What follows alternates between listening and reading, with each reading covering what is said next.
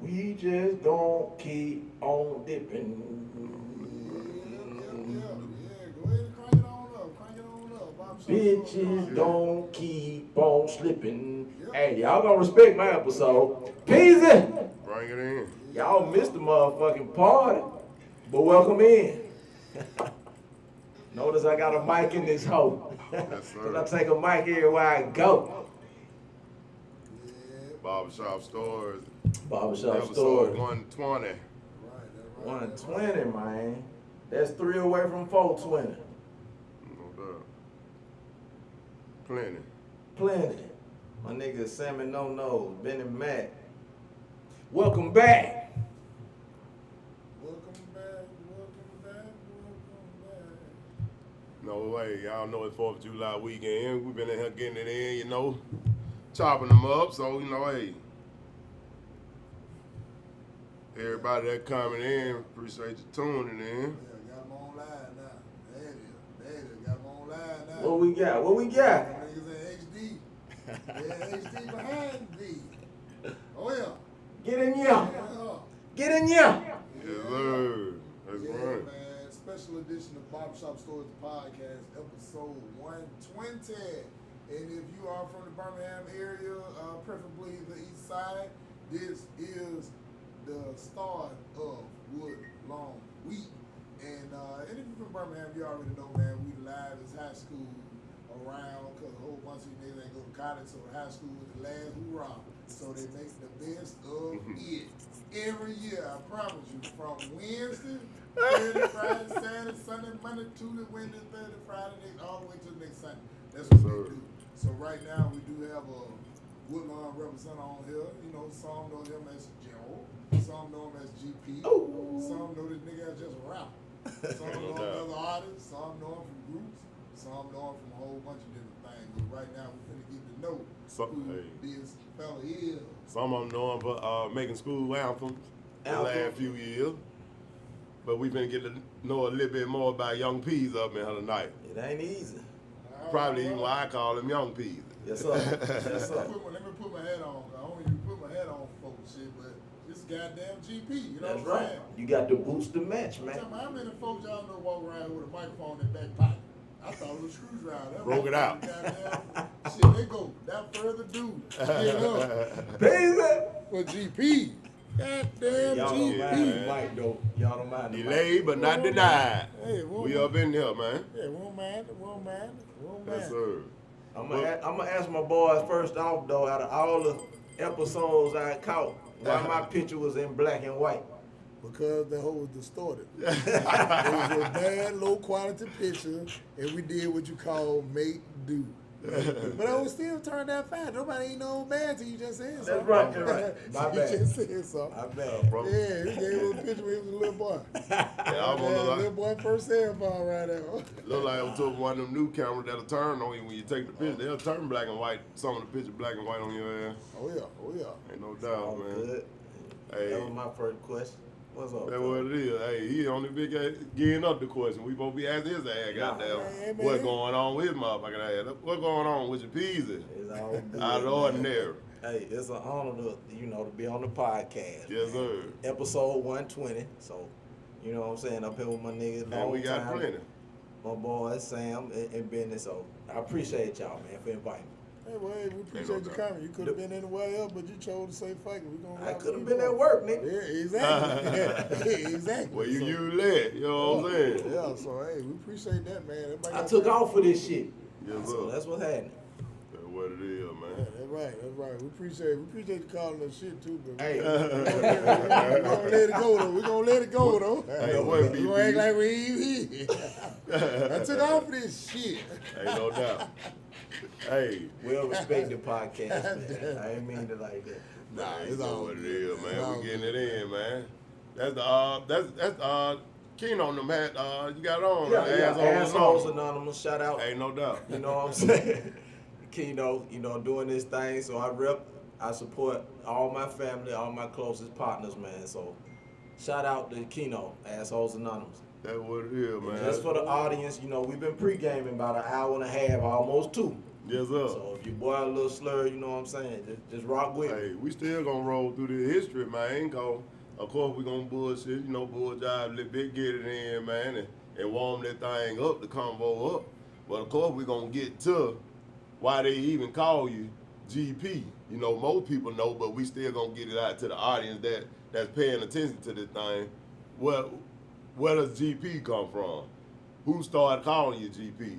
Is that a self-proclaimed name? What age did you go then? No, GP just initial, man. You know what I'm saying? Just like everybody else. You know what I'm saying? That's my name, Gerald Prince. So shit, we just GP. You know what I'm saying? Ain't no doubt. So I was normally the nigga who was giving people nicknames. You know what I'm saying? Peasy, Yule, Bing. I ain't give Bing his name, but you know what I'm saying? You know, GP. So it just stuck. It's just an initial. It really don't. You know what I'm saying? It's just my initial. that's what it is. I'm saying, you just started calling yourself that as an artist, or was it a nickname before? Yeah, that's man. what I'm saying. You know, it's a generational thing. You know what I'm saying? When I looked online and I seen baby names for the 70s. Yeah. You know what I'm saying? Gerald was one of them hoes. I don't Most agree with that definitely. right now. Most definitely You know what I'm saying? 70s, But yeah, that's when my folks had to go off at that time. So I had to ride with it, nigga. Go to the courthouse and rename my motherfucking self. But GP came about and that was straight. That was acceptable. You know what I'm saying? It felt natural when all my partners called me that. Yeah, that's So, what it is. yeah, Man. that's what it is. But we, you know what I'm saying? We know we dealing with an audience. We on the book, or we dealing with an audience that's familiar. But we also probably have some people who unfamiliar tuning in, because you know, Right. 120 episodes in, you get a little broader spectrum of viewers. That's right. You know, whether they what they call them lurkers or people that actually click on there And welcome actually in watch. all lurkers. Yes, sir. You They know, welcome. all stalkers. Lurkers welcome. If you from another fan base, welcome in. Yes, sir. I always appreciate the more you click on that thing, though. You know what I'm saying? That's right. And show that love. You feel me? Like, share, oh man. Yes, sir. But yeah, warming up, man. So we dealing with Peasy, the artist. I'm gonna start off the songwriter. We even got some history of production in your background. So where did it all start? Well, you know, I know I can ask you that question a million different ways to rephrase to other people, but where did it all start? You know what I'm saying? We got the name down pat, where GP come from, but where did it all start? As far as the artistry, the talent, what's your first memory of knowing you had that talent? Yeah, well, the first rap I wrote, I remember. I used to remember it bar for bar. I don't remember it no more, but you know what I'm saying? I remember I used to say I wrote my first rap at 9 years old. You know what I'm saying? That was my story and I was sticking to it. Like, at 9, I wrote my first rap, right? So, I ain't gonna say, that's when I realized I had the talent, like at 9, early on. But I wasn't writing. I was just kind of... That's 4th, 5th grade, somewhere up and up. Yeah. Like I remember writing verses for my cousins in church. We would go to church and we'll do, you know what I'm saying, like rap songs for the church at that young age. So 9, but I had a verse that said I wrote my first rap when I was 9 years old. You know what I'm saying? So it's like in my mind, that's where it started. So you can say it started pre-adolescent years, as far as when I, you know, like you got to think about it. Hip hop 50. Mm. You know what I'm saying? I'm 46. So I kind of came up in hip hop. You know what I'm saying? That was the influence. And then cable TV, you know what I'm saying, a little bit younger than me. Mm. So once hip hop met cable TV, it's an influence out there. You know what I'm saying? Before that, it was Motown, you know, right before I was born. So of course I'm gonna come up off that influence. So you around, yeah, cable anyway. Yeah, that was you had cable? Yeah, damn, you was You was special super kind of fine. no, I had cable before I was 10. Oh shit, Yeah, you was special. Yeah, I'm out. Man, we had 642, Channel 10, WTTO Wait a 21. minute. Shit. 88 middle school. Yeah, I had cable in middle school, bro. Nah. Y'all snap. 1988 back. Nah. I had a 13 in black and white. No bullshit. But you know, By Steve, the size of that. still some kind of way saw the old video here and you know, cousin's house, over somebody's house you might know that had it. You know, you still saw a few videos here and I saw that my cousin gave a great description and I mad at that shit. Nigga come to school talking about it and shit like that. You felt like you heard it so much, you felt like you seen it. But that what happened, man. But I was just saying where the influence came from. You know what I'm saying? Like because the first black artist, like MTV wouldn't play Michael Jackson. Exactly. So you know what I'm saying?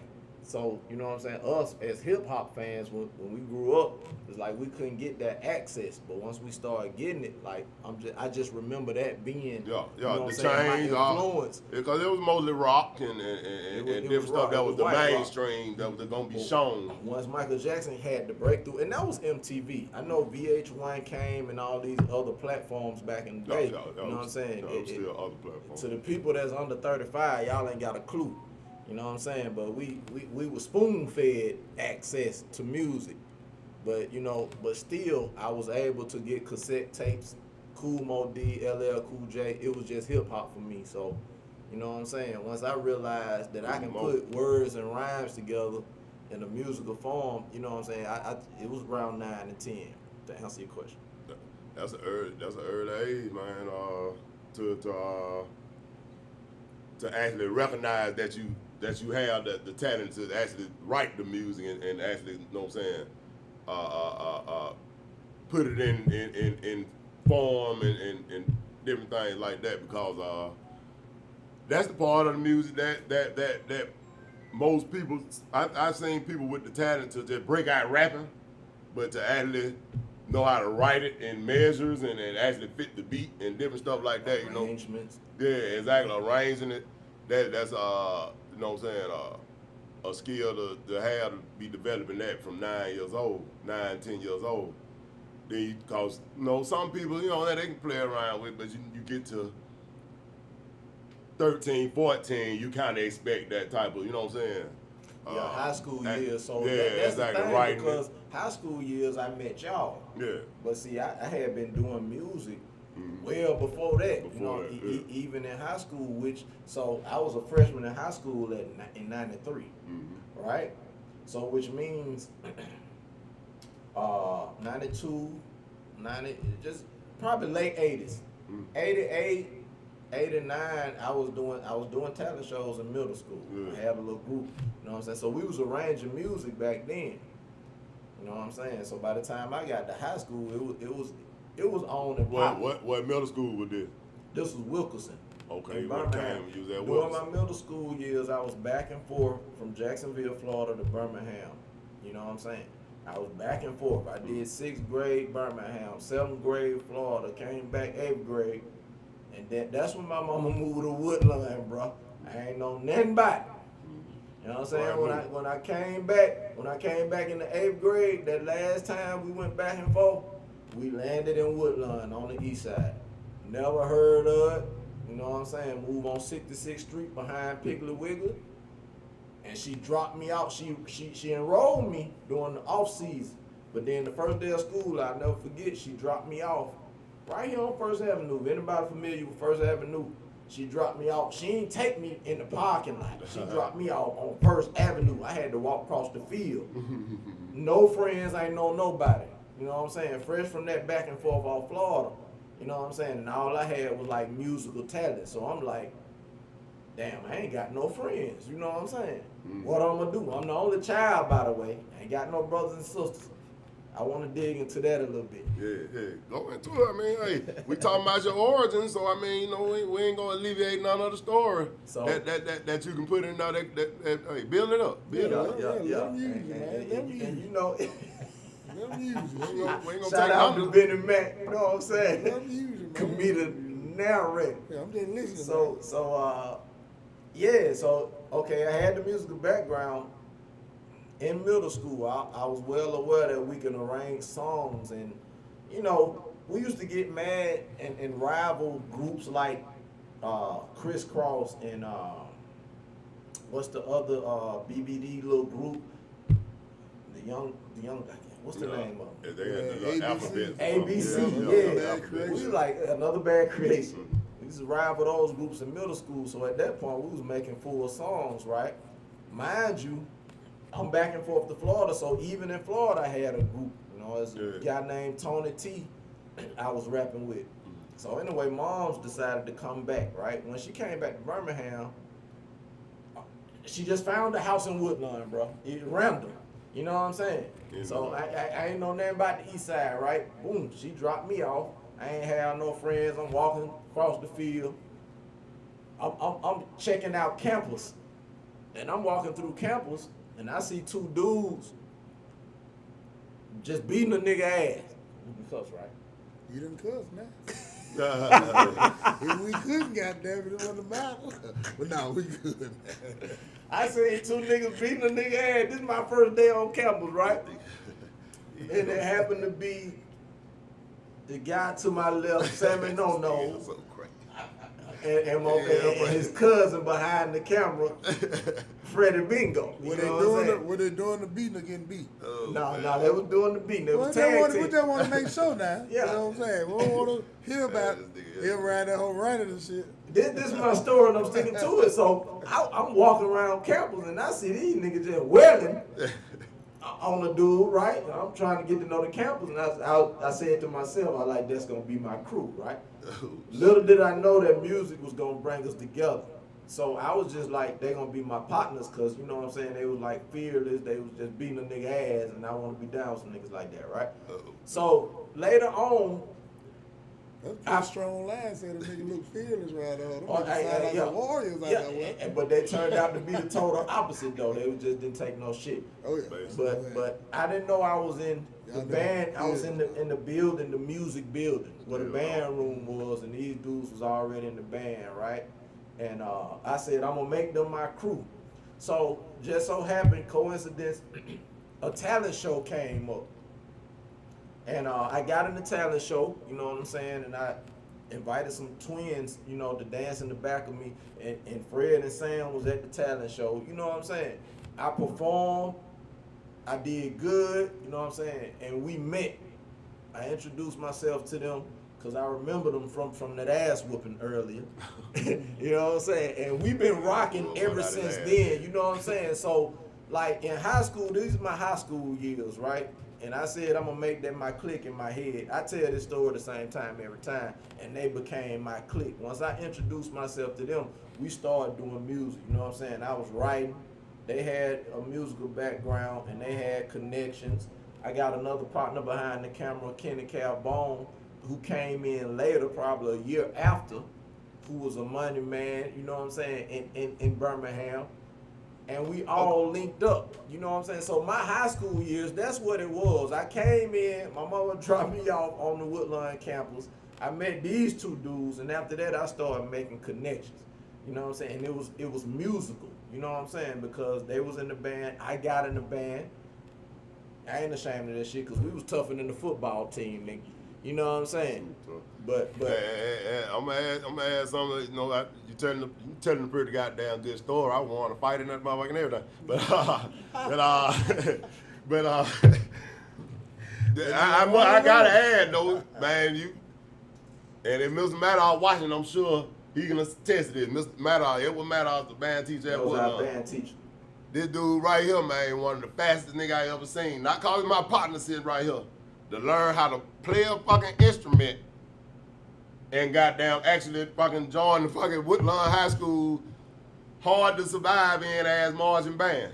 Yeah, cause I'm talking about what that nigga, man, you had to have that baritone down packed in a matter of weeks. I know. I'm talking about enough to march and play that bitch. Not motherfucking just hold that whole showcase.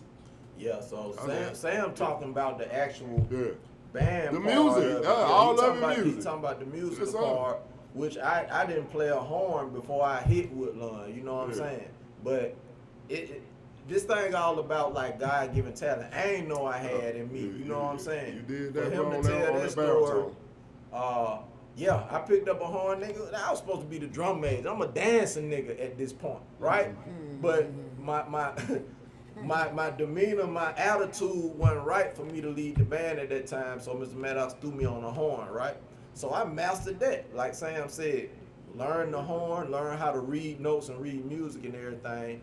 And I was part, you know what I'm saying, part of the band. So I appreciate you bringing that up because I forgot that. Yeah, man. You know what I'm saying? I'll write that in that summer.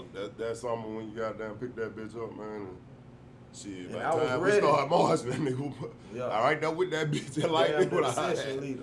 But you know, I know you're saying about the band, but it's almost like I'm unapologetic about that band shit. Cause I'm like, I understand niggas tried to lame band shit out after you know what I'm saying, probably late 90s, 2000. They tried to use in the band, you was this, you was that, or another. But you know how it went. Just like a lot of more people out there know, ain't the story don't need to be got. Well, we need to get this point across, nigga. Our band was like a fraternity. So, that's why I'm sitting up here saying the word band, because all of us was capable of being starters on football teams and basketball all teams. that stuff people believe by band, bro. I don't know that shit to be true, cause you had to come on with it, brother, being Woodlawn High School marching band. And most marching bands across the city were tough like that at the time. We ain't just talking about ours. We went up against some tough bands back then. Well, I think school populations was bigger and you had Yeah. more selections. Yeah. And you were going in there with some people who We was love a little music, different, bro, yeah. and we love to make it. We love to do all that shit, the drills. Man, we out on them hot ass Saturdays, you know what I'm saying? And like you said, we ball, either basketball or football before or after practice every time. You know what I'm saying? But you know, shit, our thing with music, you know. But you know, the sport and the music thing is almost like a oxymoron. Niggas want it, but because you get a lot of athletes get out of high school and start rapping. You know what you think rapping is? It's music, you know.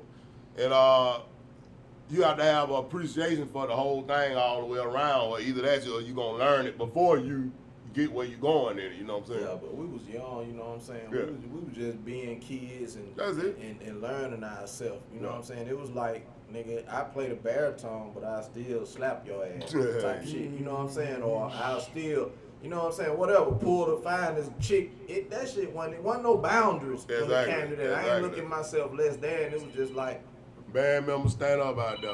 yeah. You know what I'm saying? That's just my musical background. You Ain't know no what I'm doubt. saying? Ain't no doubt.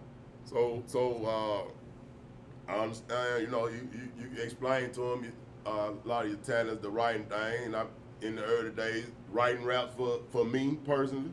You know what I'm saying? Rearranging raps that I didn't scribble down, didn't know how to put shit in the measure. You had that talent early.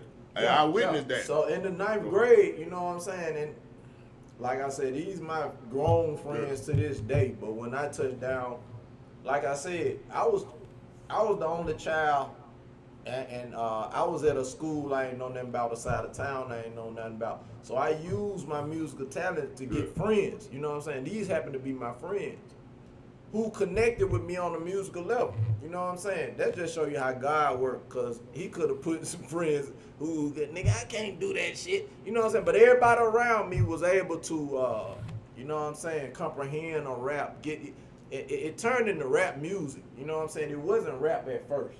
You know what I'm saying? It was just music. But I was like, man, this is what I do. I be writing songs. I be arranging songs. And he put like Henry around me, Sam around me, Terrence around me, and we started writing songs, and that's just what it was. Marshall, you know what I'm saying? And so my first song that I wrote at Woodlawn was just like, we had formed a group called KBQ. You know what I'm saying? In high school, and I wrote everybody a verse. What KBQ stood for? What's the acronym for? It kill a bitch quick. Kill a bitch quick. Yeah, you know, we was young niggas, man. It was the I mean, early 90s. Oh yeah, I remember when everybody had them group names. Yeah, the group name. It was Kill a Bitch Quick was KBQ, and we They remember over that loudspeaker, not to cut you off, but over that loudspeaker. But when I learned that back Woodlawn then. was doing talent shows, because that's how I got introduced to the East Side. That's how I made my name. You know what I'm saying? If it wasn't for that talent show, my freshman year, ain't no telling how it would have went. But I was like, okay, they doing talent shows. Yeah. That's my strong point. You know what I'm saying? And when I met these dudes in the hall, we clicked before the next talent show. So by the time the next talent show came up, we had got together, got to know each other. Shit, and we had a hit. We had a hit by the time the next talent show came around. Do you still remember the first song y'all ever did at a talent show? And can you recite? Actually, I got it written down, and that's why I brought this folder right here. Oh yeah, well that's even better. Well, is it possible that we can hear a little bit of it, man? Because one thing about it, I love nostalgia. You know what I'm saying? Nostalgia is the shit for real. Look at the page I fell on, 54 for life. This history so deep, this podcast ain't long enough to tell this history. Well, we'll do a part two. Yeah, We'll do a part two. But you know, the first song I wrote with these guys was called Bitch Killer. Okay. It was called Bitch Killer. So you guys was killing dogs? That's a good question, baby. That's a Female good dogs, man. Come on, man. You guys are animals. It's an adverb. You describe something. Yeah, the first song Whatever was you called describe Bitch it at the Killer. time. And, you know, I wrote a verse for myself, Sam, Fred, Eric, and a guy named Flip who used to hang with us. You know, and it became a song. Young Flip. We had a dude named JD. Did JD produce that first beat? I don't know. Who produced Bitch Killers? JD made the first Bitch Killer beat, I want to say. Problem. So if we had to, you know what I'm saying? So we and this was us getting ready for the next talent show that was to come up. You know what I'm saying? So we was just call ourselves practicing, getting to know each other, and just learning each other's musical ability. We was a group, we was friends, and that's just where we were in the early 90s. You know what I'm saying? The first song was Bitch Killers. It went across well. I don't know if we got a chance to perform it, but it was a hit like amongst our peers. You know what I'm saying? Like in the band room, in the school. You know what I'm saying? Look where we at today. I'm just saying that's where we started at. That's where it started at. But that was the first song. You know what I'm saying? It was called Bitch Killers. How it went? How Bitch Killer went? Shit, man. Like, okay, everybody verse started off like, hey, yo, it's that nigga E going on a kill spree. If that's Eric verse, and then Sam coming, hey, yo, it's the nigga Sam. I ain't got the beat. You know what I'm saying? But killing niggas in Birmingham. How you gonna do it? You want to hear? Nigga, we can't recite these verses. Ain't no doubt. Yeah. You know what I'm saying? Hey, yo, it's that nigga E, the C, the H, the K, the I, the L, the L, the A. You know what I'm saying? That was that bitch. Ain't no doubt. Hey, that's that nostalgia, man. That's that nostalgia, man.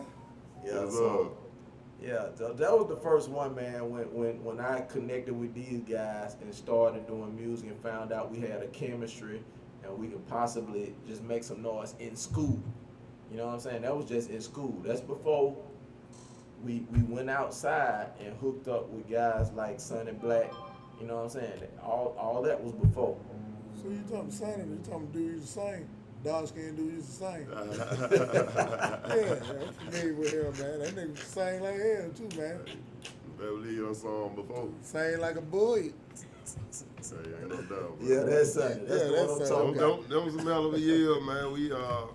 We most definitely got it in. And, Yeah, them early years. I mean, bumped our head from everything from just trying to learn how to do it, man. You know what I'm saying? You know, even today,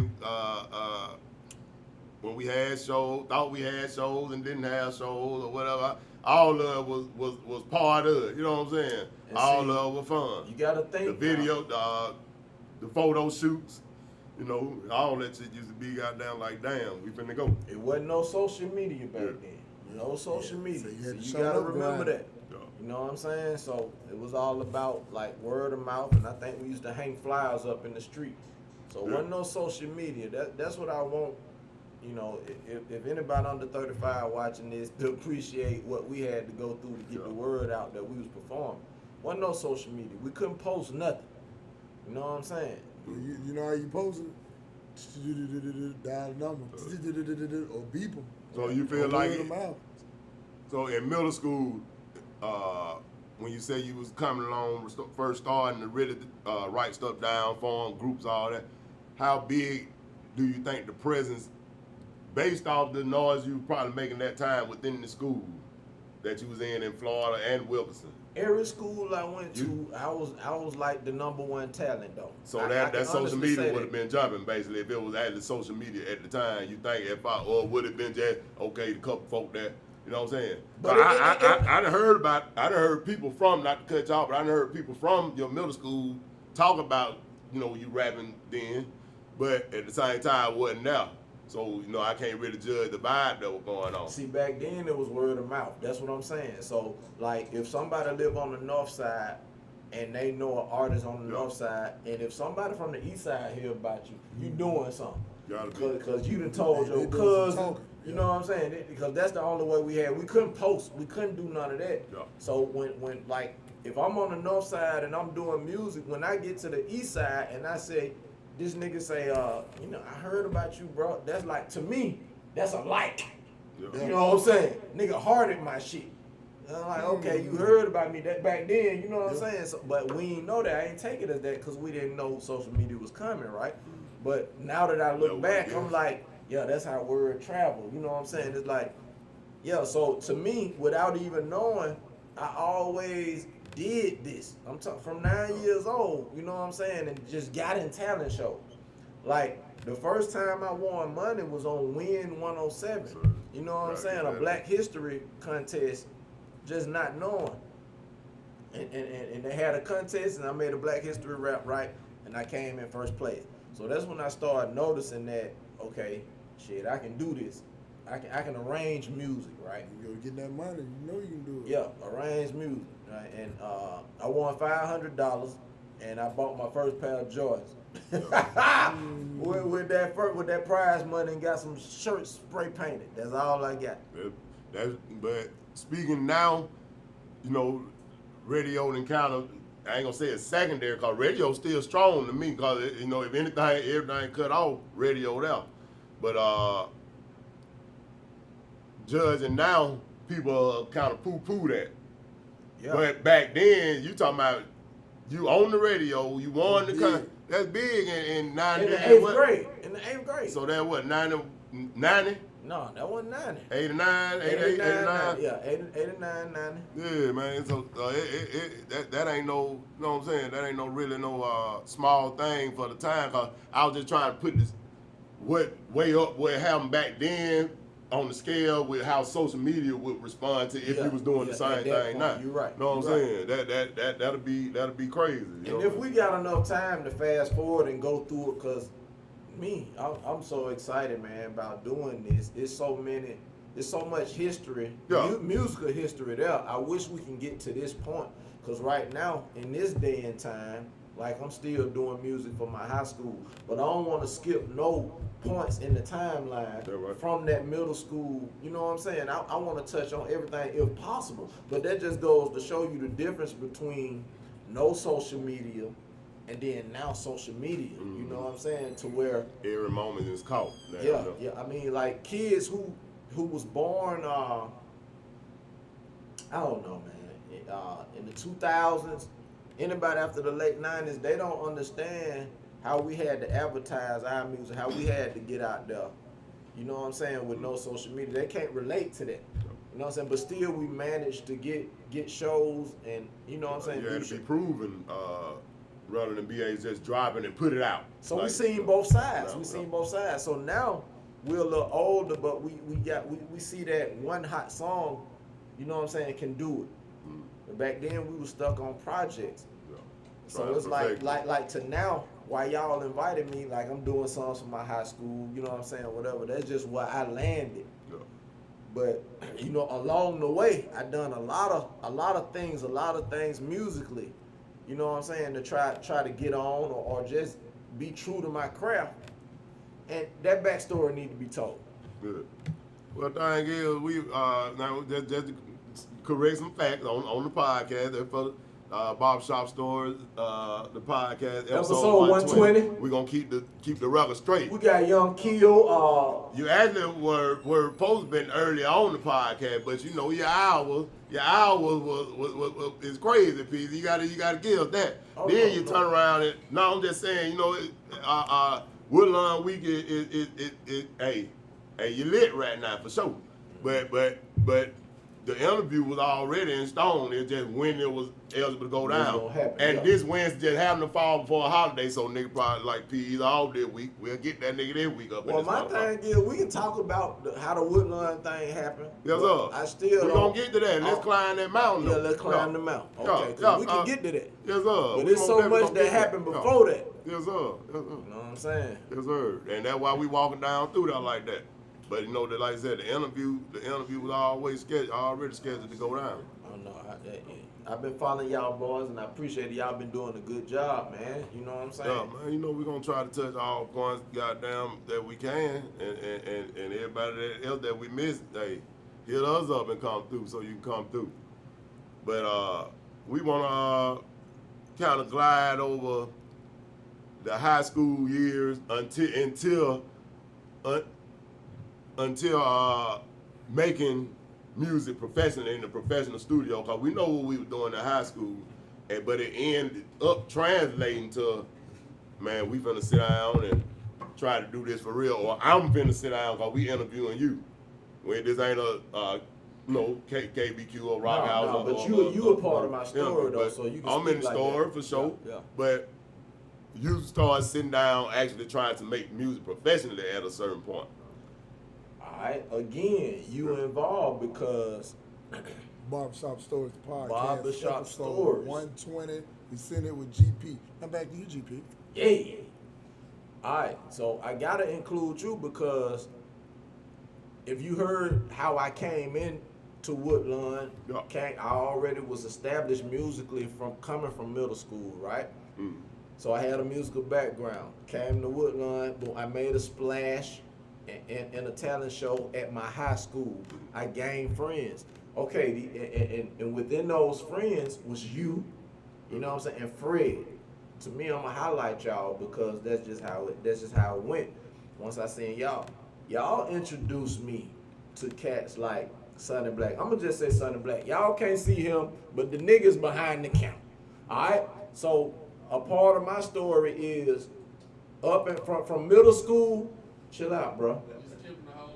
No, I ain't skipping the whole gap. And see that, look, stay tuned because there's more to come. It's not a whole gap. This is my story. Once I met Fred and Sam, and we had Bitch Killers, and my freshman year we did that. When I met them, they introduced me to the first guy who invested monetarily in me. You know what I'm saying? You and y'all introduced me to this guy who invested monetarily. I believe that I was the motivation. I believe I was the motivation to making this dude take his money and say, this dude is so good, we gonna spend some money and try to push these niggas. You know, I think I motivated kids, you know. This is my show, 120 nigga. You can tell yours, you know. So it's like, Oh shit. this is how I remember, right? We was doing those talent shows, and me, you, and Fred, we got so close, and we had this group, KBQ. Like I said, at the time, everybody wasn't musically talented. Everybody wasn't gonna stand the test of time, but they was like our friends. KBQ. But when it came down to seriously doing it, you know what I'm saying, me, Fred, and Sam, we was like, okay, shit, we doing this. And then they introduced me to Sonny Black.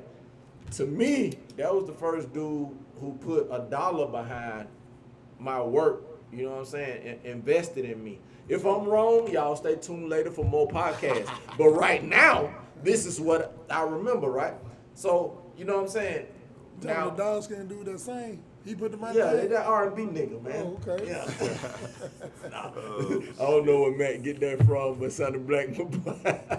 So, you know what I'm saying? At that point, it was like, so you see where I won the contest in middle school. I was like, okay, I'm talented enough to do that. Couldn't leave that out I the get to middle school and I'm like, I'm a real I took myself seriously as a musical guy. And then I met these friends and they introduced me to the first dude to invest in me. So that's how I see my timeline. And I'm like, you know what I'm saying? At that point, you see people like Chris Cross, Jermaine Dupri, you see Dre and them doing their thing on the West Coast. There's people around the country. And at the same time, hip hop is growing. We coming up late 80s, early 90s. You know what I'm saying? I'm like, we can do that too. You know what I'm saying? So that's how I was looking at it. And now I got a dude who really serious about investing in music. So in high school, that's what I was with this group and with this dude who was investing in us. You know what I'm saying? So we started to create in Woodlawn on the east side of Birmingham. All right? What's up, man? We wanted to get a little bit of a briefing on that on that gap. How did it transition into still And doing it look, now? that company ended up being called Rock House Records. It's so many pieces. I got so much to say about that, but ain't enough time right now. Y'all stay tuned, We're gonna do a part two. cause there's a lot to come behind that. Never know what we might say about it. We might end up getting into a segment. You know what I'm saying? But it's more complex than I made it sound. Yeah, man. But that's when I was into me in my head introduced to the first money man that put money behind me in music, right? So let me ask you this though. Let me ask you this, GP. So the first guy that you say made an investment in you, what do you think he saw in you, or you think he just wanted to, or he was new to it too? You think he saw the talent in you, or you thought he was just Nope. into music? At that time, you had Suge Knight, you had Master P. Mm-hmm. You know what I'm saying? You had. Did you think about it? I'm looking at my investor behind the camera now, so I'm reacting to his reaction. Barbershop Right? Story, the podcast. So episode it 20. probably wasn't. Of course, he had to see some talent in us and me to invest, but I think more so he seen what Baby was doing, what Master P was doing. I think he seen I can be, you know what I'm saying, I can do this, I can invest in this, and I can, you know what I'm saying, put Birmingham on the map, just like New Orleans or whatever. Suge Knight. It was moguls back then in different cities. And I think, you know what I'm saying, we had the potential in Birmingham and the artists, we had the talent to do that back then. So yeah, I believe he knew that he can go somewhere with us, you know what I'm saying? But for whatever reason that we need to discuss,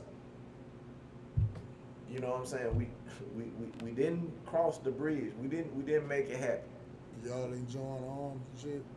Yeah, and as a crew we did, but not as a city, not as a movement we didn't. You know what I'm saying?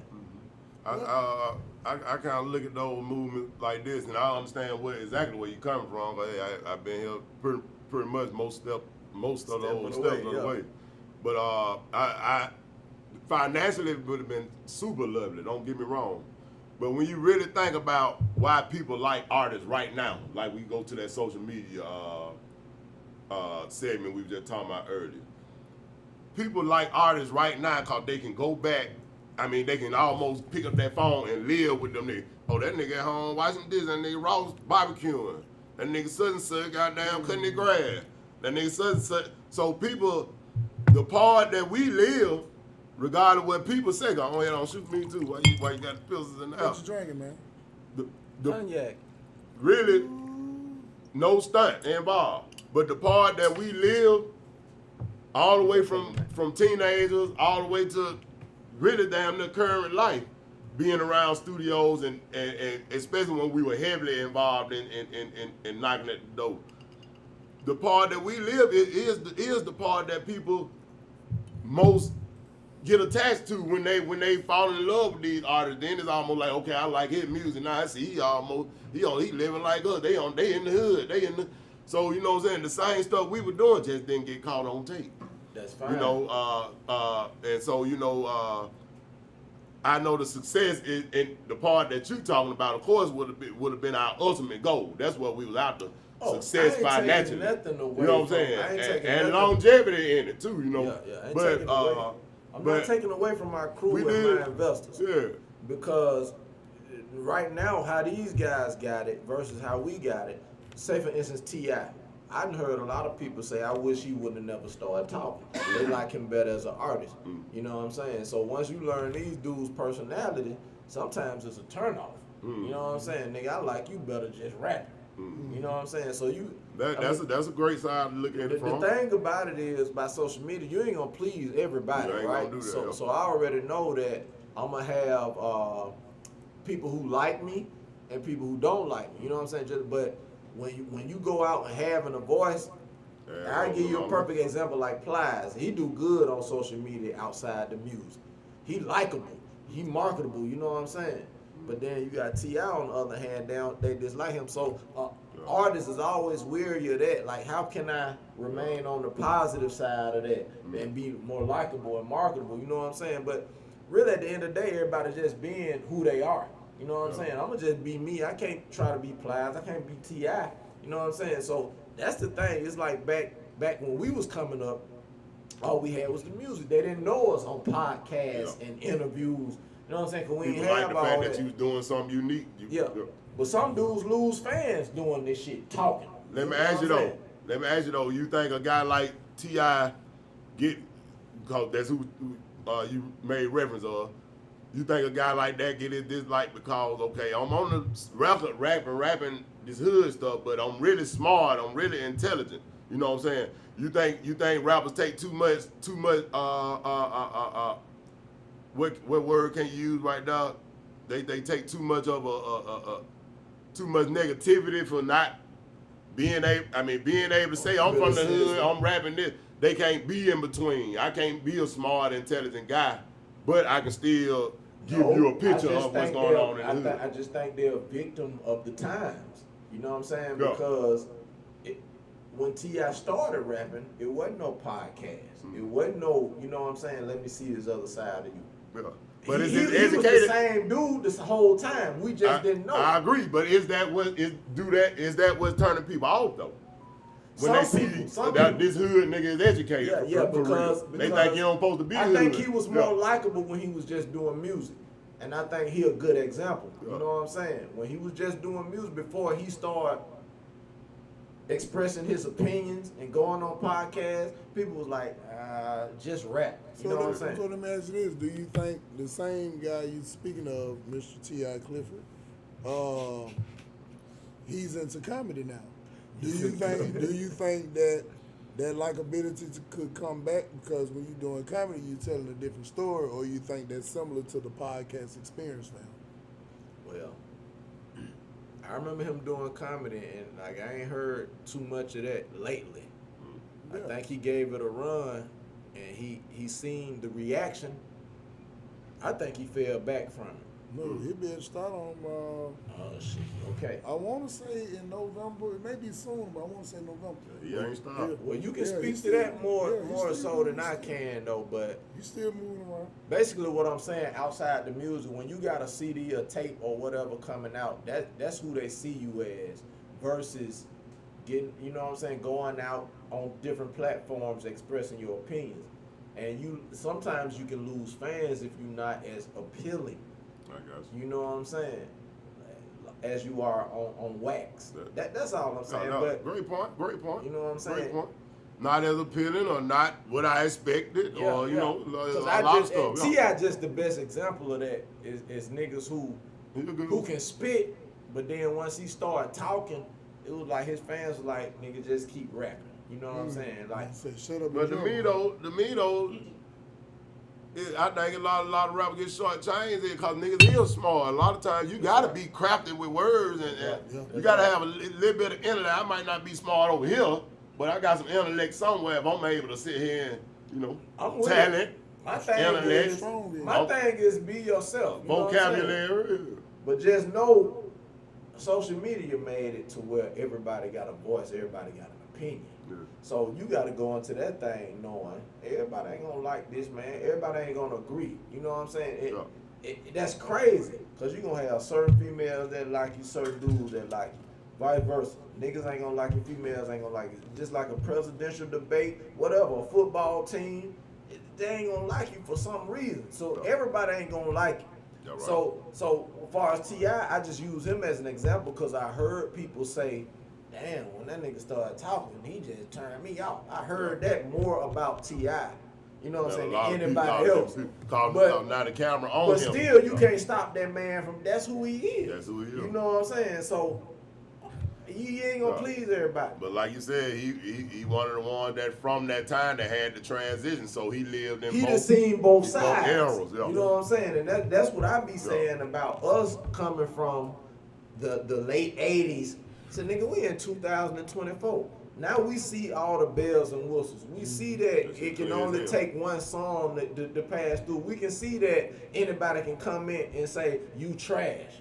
But then we can see, you know what I'm saying, another comment like, keep doing what you're doing. So you got to roll with the punches. Yeah. So it's like you got to have tough skin. Like, even back then, you had to have tough skin, but you didn't see it. It wasn't so in your face. when we was coming up, we didn't see all the coming. Now you see every fucking You coming. saw it from just where you were. It don't get no closer than that right there to hold Yeah, in your hand yeah. every day. So it's just like, bro, at the end of the day, I just gotta be myself. I agree. And I learned that it's gonna always be just like this podcast. You gotta follow it. You know what I'm saying? It's certain people gonna like this, certain people not. So everybody just pick and choose. I like that though, cause it's variety everywhere. So I guess that's my point. Just keep being yourself, nigga, and get used to who gonna hate you. That's true. We're real. So currently, I know Sam kind of went through, some of the things on how you kind of got involved in it and how you came up with it. Are you still involved in music currently? I'm gonna always be involved in music. My thing is, like, okay, I've been stopped because I'm in my 40s, but right, I still think I can create like a nigga in his 20s.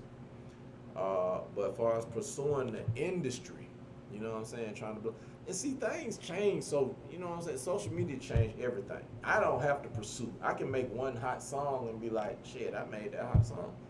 Just like the girl who made that, not my problem. She was playing, but she gonna get a bag off that. There's a lot of that going on. You know what I'm saying? We done So seen for the past few years. that shit done changed from when we was trying to do this, go in the lab and create and really make sure I make a hit.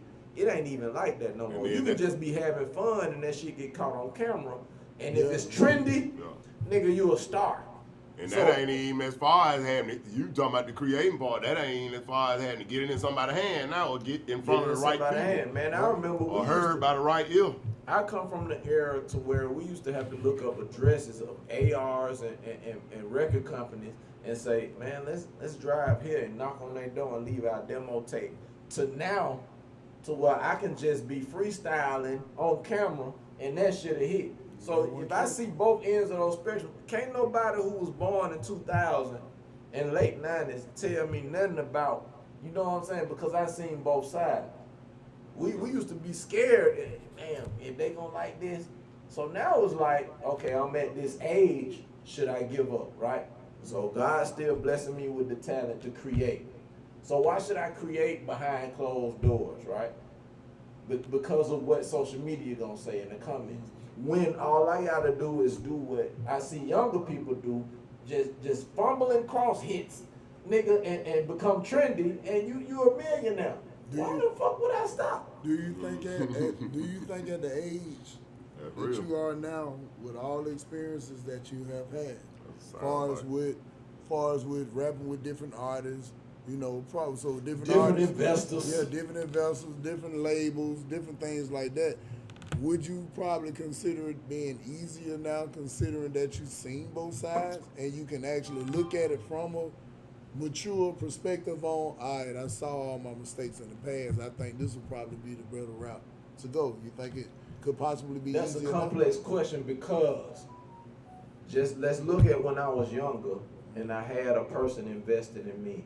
Sonny Black. Thank you, Sonny Black, for all your work, bro. I appreciate you. I can't say it enough. But, you know what I'm saying? If Sonny gave me all the, at that time, in the early 90s, if he gave me free studio time, all the time I need to write and create, that's the best he can do for me. I done paid for all this, nigga. You just go in and create. And, okay, but on the flip side, he got to distribute it when I'm finished. At that point in my life, that's all I can ask for. Me personally, I think I went out, I got married, I had kids, I got responsibilities, I grew up. The music never left me, you know what I'm saying? But I still had this dude who had this vision in me, investing in me. So I probably didn't value what I owed to him at that time. You know what I'm saying? To shit, not get married, nigga, not have kids. Let's pursue this. And then do that. I ain't had that knowledge at that time, right? Versus now, to where I done been through all that.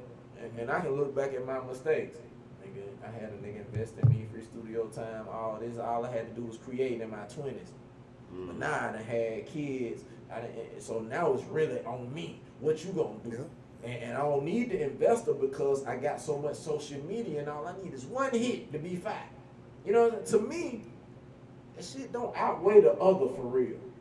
You know what I'm saying? And that's what young niggas can't speak on. They can't speak on both sides. That work Because if you was in that position back then, if you would have made the right choices, you could have been on.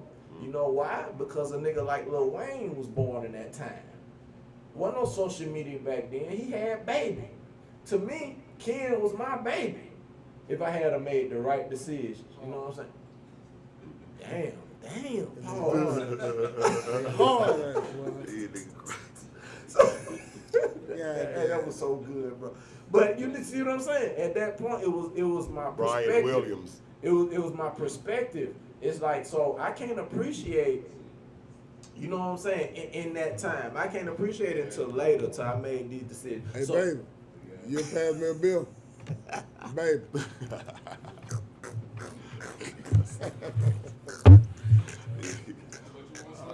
Would you pass me a beverage out of there? Oh, boy, these niggas hard. come on, man. These niggas hard. Please say the baby. He loves praise, man. That nigga was my baby. That nigga kids that. Paul. Hey, that was quick. But you know what I meant, bro. Oh, yeah, Yeah, oh, man. yeah. Yeah, he a great guy, man. No, I'm just saying though, I ain't gonna say that we made the best decisions as young niggas. You know what I'm saying? Under investors. I ain't gonna say, you know what I'm saying, they made the right decision. We was just going off gut and what we thought was best at that time. You know what I'm saying? And who knew? It's a lot we can say. Kids who was born before technology and who seen both sides. Can't nobody who was just born in one era talk to us. Because we was raised before fucking cell phones, before cable TV, before the internet. Right? So we see both sides. So it's pointless to argue with another nigga. To me, I never erase what we went through. Because we learned. It's like when I got with these dudes, I don't know, man. See this nigga. Bro, his facial expression.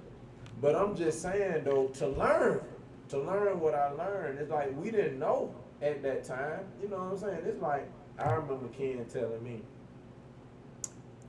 when I got married, bro. And he said, I knew once you got married, you was done with the music. To me, that was a big situation. That was a big decision in my life. You know what I'm saying? Shit, and he was right. He was right. But at the time, it's probably seemed. Yeah, at the time though. Cause that nigga mouth smart. But listen though. But listen. But When you look around the country at that time, when you had Suge, you had Diddy, you had Baby, or Master P. You know what I'm saying? Who had a young entourage or a young, you know what I'm saying? Under them niggas, they did something right. What did we do wrong? Cause as far as the talent and the resources, we had it. Or do you think a lot of money hide a bunch of indiscrepancies? Because you know they That say too. a lot of them artists who smoking dope and all kind of shit, but you can mess around, make a nigga bathe, put on clean clothes, and show up sharp. I just need you right now. You get high afterwards. So I think sometimes money hid a lot of that stuff And too. that wasn't even a problem with us when it came to artists. Shit, a lottery ticket. Yeah. Yeah. At You know the what end I'm of the saying? day. We had clean artists with good talent. Yeah. We only had a few geek monsters on our team. Wild as hell. Yeah, I mean, we gotta get some views, right? Now see, one thing difference between you call them niggas smokers, you call them niggas geek monsters. That's a little worse down. Hey. That mean them niggas around that whole same outfit on I 4 love days. my whole team, man. Fuck y'all. You know what Yeah, I'm saying? what it is. But no, it's a story to be told outside this podcast when it comes to the Birmingham music scene, bro. A lot of niggas now just don't know. Like, we was the greatest era, and we made a lot of mistakes unknowingly. You know what I'm saying? I'ma always say that, because if we still thriving now, just like I played our shit while we was pre-gaming, that should have hit. If I play some shit I made yesterday, that should have hit. The talent was always there. You know what I'm saying? Like, it's undeniable. Ain't nobody probably in the state of Alabama now challenge. Nigga, anybody in the SEC, Arkansas, Georgia, come on with it. Georgia probably can face us because so many migrants in that motherfucker. Outside of that in Florida, bruh, we hard to see. We hard to see. And that's on everything. I sit here and play our shit back to back and tell our story. It need to be told, you know what I'm saying? And we was just some young niggas who didn't, you know what I'm saying, get that role that New Orleans got. That Baby and Wayne them got. But So why do you think that's so? Because I'm from Birmingham too, and a lot of people talk about some of the advancements that some of their counterparts make around them. Why do you think that was not so for Birmingham? I think togetherness. I think loyalty to each other. I think, bro, why are we so divided? I can't figure. I ain't got the answer to that. You know what I'm saying? But when we can sit in here and be together, you know, as one side of town, but why we can't do this with niggas from the west side or the north side? That never happened. You know what I'm saying? I don't know. Because I grew up in it. And to where I found most of my success on the east side, and I was like, I don't need the rest of them niggas, but I never hated them. I never was like, I ain't gonna never work with them niggas. Like it being young. But it's widespread though. Yeah. I don't know, man. I don't know. It comes with being young, not just growing up, wising up. But at the same time, you see other cities who did it and they were successful in it. And that make us feel like, damn, what we doing wrong? You know what I'm saying? Now, if you're talking about later on, it was attempts at collabing on different CDs and even songs with other sides of towns and different groups. But you know, like I said, the impact was still pretty much what it was. I gotta agree with you on that. But I agree with you on a lot of things that did hold us back, along with maybe getting outside the walls of Alabama more, you know, with it, and letting it bleed back more here, along with what you said, you know what I'm saying? What you said kind of suggested, seemed like to me more to the inside, the internal stuff. But when you talk about the stuff outside our control, you know what I'm saying, some of that stuff play a part too. When you talking about the outlets in the state and city at the time. Because even to me, you know, this is just my opinion. I ain't saying how nobody was, but in my opinion, even the people on the radio and the jocks and the DJs work all the way to the point to where I seen the same thing that I seen from jocks and DJs in other cities. You know what I'm saying? It's almost like Birmingham in itself was just learning the game. You know what I'm saying? All sides of town. And I think that just came with it, and still got to come with it, because we was in them years where work ethic had to be built more so. True. You know what I'm saying? How many artists from Birmingham went elsewhere and made it big? And when I tell you outside the state, they went outside of the walls of Alabama. So that's why I said that got to be a factor. Because you know you got countless guys we can name and that we can't even name. I'm talking about back to the old timers that had to leave Alabama to expand their talent. But like, it's like once we got a grasp of that and we seen this artist leave, that artist leave, and we had knowledge of that, and we trying to be a movement, why couldn't we correct that? Now that revert back to everything that you said in the beginning, because to be a unit, you got, to move, you got to the continuity and everything as a unit had to be there. And the Spurs, when we did it, it was that. But, you know, hey, when you get older, like you got married, I think holding things together as you get older with guys that's getting older versus guys that's young, I think this is the reason why you see big-time CEOs go out to younger people, unless it's somebody that's a little older and already moving. Yeah. Because they got less stuff going on in their life. Look, we're gonna speak about Alumni Week, but see, like I said, our history too deep. Yeah. We can get caught on this for 4 hours. And when you said that, because it's general, it's all across the board. When my first podcast, episode 120, GPs, it ain't easy, man. And when I say it ain't easy, I mean that shit. Hey, ain't easy about it. Hold up, we got a couple statements and questions on here. We got a gentleman on here named Adam Goodman. Oh shit! Y'all in trouble? Sonny paid you for this interview. Adam Goodman, what up, Bubba D? Beats by T Still. GP the King of Woodlawn rap song.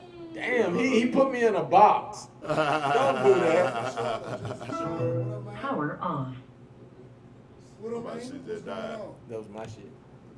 That nigga said the King of Woodlawn rap song. What up, Jessica Crawford? What's happening? What up, JC? Ain't no doubt. Everybody. Yeah, so we want to get back to Mr. Adam Goodman's question. Question. Yeah, how much did Sonny, let me make sure I read it right. Read it right. How much did Sonny pay you for this interview? What up, Bubba D? That's another one of my investors later on in life. My phone. Say what? What you say, Ken? Tell him the price. Ken didn't pay me shit for this. You should be here because you're a part of this history. So fuck your question. Because you should be here, right? You know what I'm saying? You family, you're a part of history. What we got going on is in-house, nigga. It's in-house, right? So we'll see you when we see you. Say, You know? pull up. And the dollar amount is exclusive. Fuck your couch, nigga. Fuck your couch, nigga. Yeah, what up, Bubba D? Long live and free Bubba D. Next question. Oh shit, man. But We're gonna make this bitch memorable. I got to agree, man. All that go into the puzzle, man. Bro, it's all a why timeline, not? and when you think about it, though, we all got different journeys. We went through some shit, and I ain't gonna lie. The Birmingham music scene shit is so unique and need to be told, bro, because we are not to be overlooked.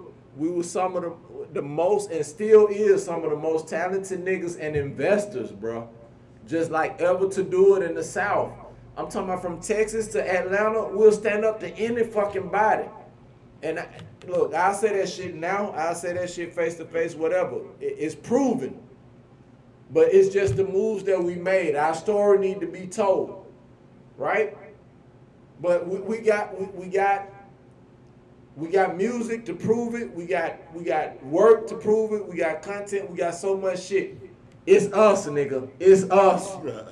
It's us, man. You know what I'm saying? But we living, we thriving. We right here was one unit, and we can tell our story. But don't fucking try us.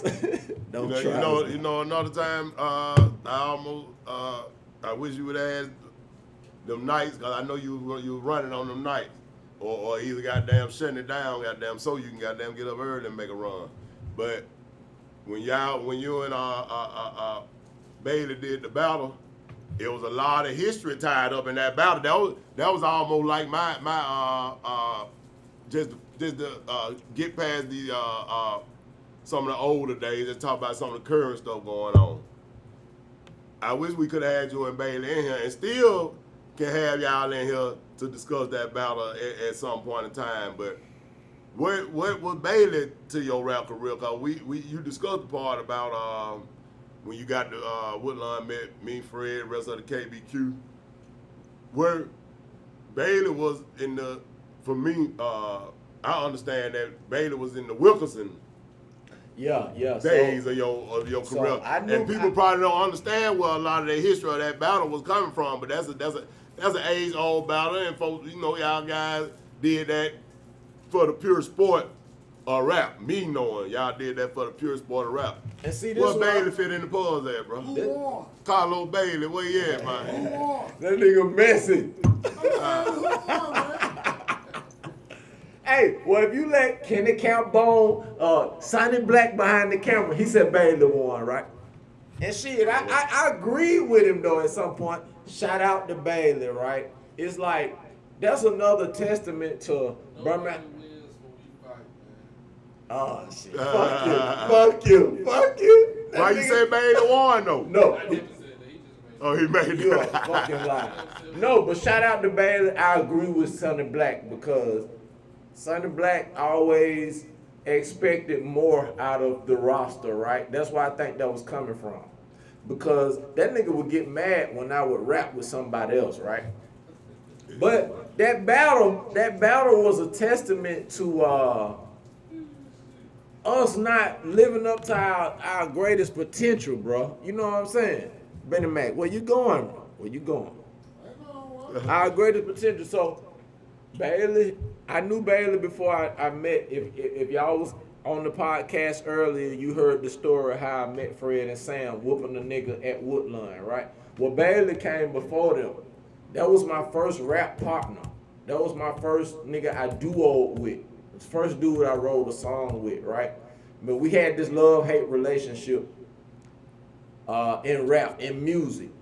But we never came to blows and we never came to flows until late in our 40s, you know what I'm saying? To where personal life got involved and we had a battle.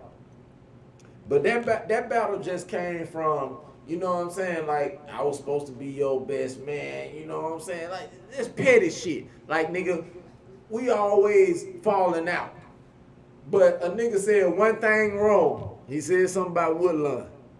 You know what I'm saying? And see, that gonna come full circle how everything started. And to where he went on social media and he was like, I'm better than every nigga in the city rapping. Right? He said every nigga in the city. I took offense to that because he didn't say except GP, nigga. You know what I'm saying? He didn't say except GP. So I went on his post and this is, again, just like social media can fuck up relationships, it can fuck up relationships. And I went on this post and I was like, you didn't say everybody except GP. And that nigga made another post and said, I'm better than everybody, including GP, nigga. Nigga like, fuck you. So that's what sparked that shit. Shout out to Mr. Bailey for having big ass balls to do that shit, right? That nigga he jumped off a beat. So he made a post, and later on we talked about it, and he was like, nigga, I thought you knew I wasn't talking about you, including you, but no, I ain't know. I want you to let the people know you weren't talking about me, nigga. But he didn't. He was like, nigga, fuck everybody in the city. And Bailey one of them niggas, you know what I'm saying? Like me, I'm the only child. You know what I'm saying? He the only child. We some raised by ourselves ass niggas, ain't used to sharing shit. Did he bait you? He baited like a motherfucker. And I'm like, bro, we got mutual friends on this bitch. You can't be around here saying you better than everybody, nigga, and don't shout me out. I got pissed, right? So that nigga was like, Oh, You just shit. want to do a little smoke. listen, Benny. And when I said, nigga, you didn't exclude Shout out me. Bailey, man. This shout out Bailey. What up, nigga? You a fool for that shit. And so this nigga came back and said, include Gerald Prince, nigga. That nigga doubled down on that shit. You supposed to. And so that's where the smoke started, right? That's where the smoke started. So in the midst of that battle, for those of you who was following the battle, I know everybody did. You can go back and find that shit on Facebook or YouTube. No, it's out But the battle is out And there there's some between good songs. me and Carlos Bailey. But you know what I'm saying? We started off trying to be respectful. My first song was Sleeping Giant in reaction to his post. And he came back with a Apollo Creed picture with my face on that motherfucker. yeah. You know what I'm saying? And that, to me, the blows got lower. And we went all the way to, I made a song called Gloves Off. And that was the end of that bitch. But that's still my brother to this day. But you know what I'm saying? It's like when you go online and you say shit, that's another example of how social media, you know what I'm saying, end relationships. Who won? They were very entertaining, though. I think I'm going to give it to Bailey. Because he was more serious, he was more battle, and he came at me in a more serious way when I was playing. No, who won? Ooh, boy, that's We tough. We can't ask the person who was in the That- battle. Ask Kenny That's Calbone. true. Ask Sonny Black. That's true. I don't know if I have an answer for that, man. Cause, hey, No, smoke- I'm telling you, my niggas, Yeah. you a fucking lie. That nigga listen. Freddie B, who won? Gloves, who won? Ah, don't say that, kid, cause you know me, nigga. Fuck you mean. The battle was good. I mean, This ain't Jimps. them niggas had a good goddamn battle, No, man. everything, And though, even anybody if that my listen to it, niggas- they're gonna be a hard decision. I hope my niggas know me well enough They're to. gonna be a hard decision for If anybody. Bailey that got listen. the edge on me to say it, cause hey, that nigga came with it. Because the thing about it is, I'm gonna tell you about that battle, Bailey, if you listen. I was so busy about exercising how many ways I can come. Nigga, I can spit, I can flip, I can do this. I was too worried about my style than the jabs. He was concentrating on the jabs. That nigga went for my juggler. He was straight battle rapping. It So took you me, getting that whole debate? yeah, I'm giving it to Baby. It was 2-3 songs in before I said, oh, this nigga rapping. You know what I'm saying? And I had to protect myself. So, and then my peers was like, GP, get him. That nigga getting personal. Yeah. And I swear, You were more offensive that than nigga defense. had a line said, nigga, don't nobody know your ass but them Woodline folks. Yeah. When he said that pushed the button. And I was like, okay, let me go in. So that's when I started rapping. But before then, I was like, let me just flex how many styles I got, right?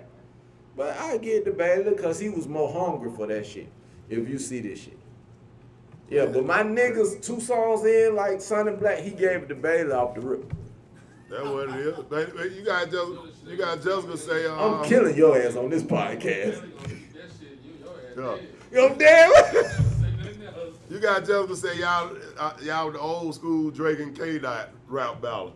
But even if you want to do a comparison, Drake started out hot. Didn't nobody see Kendrick winning that hole. Kendrick would come with more slower vibe type stuff. He ended up making the last 2 cuts, but I really say the last cut that really blowed the shit off. So both of y'all had good songs and cutthroat bars throughout the battle. Yeah. Baylor was was a more battle. Baylor was a more cutthroat bar guy early on. Yeah, early But on. it's still hard to just, for me, as a person that just respect both of y'all niggas as rappers, to say who won that whole call. It was just a push from what I remember about it. We listen to the song now, I probably can give it to you song for song. Listen, All right, he the won that fact one. that we He won discussing that that I was in a battle Yeah. shows you my history, nigga. How many Yeah. niggas came on this hoe and was Yeah. in a battle, nigga? Huh? Yeah, nobody. You know why they say niggas don't battle in Birmingham? And I commend you and Baylor for that. You know, cause we done had this on the podcast. I can't remember who we had in here. But they said niggas don't battle in Birmingham because that's when we were talking about the verses. Remember, we ought to do a Birmingham verse. And they said, goddamn, everybody end up dead. Everybody end up shot up, did that and other. The only other guy on the podcast who ever been in the battle was Ansky. Who? Ski battle test. Ski. What year was that? The same year y'all probably did Birmingham J Show the Heat. Okay. What was that, early So, 2000s? I gotta say J too, cause yeah. Okay. Yeah, so that's what I'm saying. To be up here and be like, That was the older. We rapping, not killing artists. Yeah, exactly. That's why I was saying I gotta commend him and Baylor. Cause the bars got we the weren't bars got scared to rough. do it. We're not scared. Exactly. And that's what I'm saying. That's what separate us. Like when I see these Alabama Music Awards and all these fucking lists that you cannot count me out of any fucking list that got to do with Alabama, Birmingham. I'm sorry. Whoever listened to this, you can't fucking count me out. Well, you know, but the thing is though, with it though, GP, is that depending on the age group who's writing the list, they gonna identify who they know. Now, some of them will do their due diligence and ask around, but most of them like, man, if I know Fred and Gloucester's the hardest, I'm around them all the time. So quite naturally, when I go to name hard rappers, I'm gonna name them and maybe a couple folks I've seen them with, cause you really doing familiar shit opposed to actual realized history. I got you. So if I'm making a list, you right, and that's a thin line to discuss. Yeah. But I feel like I'm not making a list. I'm just one of the artists to be on the list, and I ain't mad at nobody because I know it's different eras. But it's like if I'm making a list, I'm gonna do my due diligence. I'm gonna do my my background, my research to learn. And I'm saying that shit is a thin line because I don't know a lot of young artists. You know what I'm saying? I don't. Just like I know they don't know us. But I just feel like I'm so woven in the fabric of hip-hop music in Birmingham, nigga. Did you hear that? Woven from the fabric. I'm using words y'all niggas don't know. But I don't give a fuck. I'm representing my industry. So it's like you can't have a conversation about Birmingham music if you ain't did your research. Okay, so how do you go about their research, Ken? If you want to know about a GP or Big Reese or Woodlawn J. Barbershop store. the podcast episode Or fucking 120. YouTube. You We can got get your music one on there. But then too though, GP, it's like even if it's somebody your age, Okay. in order for them to even put you on their list, they gotta either be familiar with your music, like your music, or even like you as a person. Because That's it a still fact. boils down to, man, I don't like that nigga shit. And it can be the hardest shit ever. 100 niggas say they like, and 2-3 of them that got the power to write the list or produce the list, their last say so gonna be. That's right. Because even with Birmingham artists, I've seen multiple lists, and all of them was different. You saw a couple names show up on multiple lists because of the popularity, not necessarily for the lyrical content. Who they know, yeah. You see what I'm saying? So that's why I say those lists, to me, I don't get hype about them because they vary. Yeah. Depending on who you talk to. You right. I can accept that. You know what I'm saying? 'Cause I ain't making the list. It's just as an artist who know he put so much work in the city, when we look at it, it make us feel some type of way. But after so long, it's like I can respect that because a young nigga wrote this list or a nigga who had never heard us wrote this list. Yeah, You know what I'm saying? But it's like if I made the list, I would do my best to learn about the history of Birmingham. That's all I'm saying. I can't knock they list. Yeah. You know what I'm saying? And I don't feel I did in the beginning when this shit started happening, I felt some type of way slightly. But then I had to understand that who's making the list. You know what I'm saying? Because I know what I contributed to the city and I know what era I came up in. You know what I'm saying? So maybe they didn't have the access to me. Maybe they can't go and look me up and hear my shit. But I know if they heard my shit, I'll be on the list. But what them niggas heard, and they be like, man, this shit weak as fuck. They ain't gonna say that, Mac. You know Don't what I'm put that in saying? the atmosphere. I'm not gonna put it in the atmosphere. But a nigga But the will say reason why that, I'm though. saying niggas will say that. Niggas will say that though. Niggas I ain't will gonna say lie. that, though, They like- will. Because they don't understand the I'm gonna be Yeah. realistic. No, I'm gonna be realistic. Yeah. Even though if look, and I know this for real. I know niggas say because I be lacking, bro. Just like the last Woodlawn shit, I made that for a certain group. You know what I'm saying? That ain't GP, Yeah. but that's GP when it comes to that group. Yeah. So another nigga may listen to that and be like, nah, bro, that ain't getting it done for me. So I feel that. Yeah, that's But why I say got to that, do man. what work for me in this day. You know what I'm saying? But yeah, no, I can feel. And So, all right, so then the reason I'm asking it because I love music. You know what I'm saying? All different types of it. So we talking about the younger artists and the older artists. All of them still talented, but you got the younger artists and the older artists. So if one of those younger artists came, you were like, damn, cuz you be spitting, but that shit kind of weak. Let me show you how to jump in our area, how to mesh it. Would you be open to constructive criticism from an artist that's younger than you that you feel like you more talented than?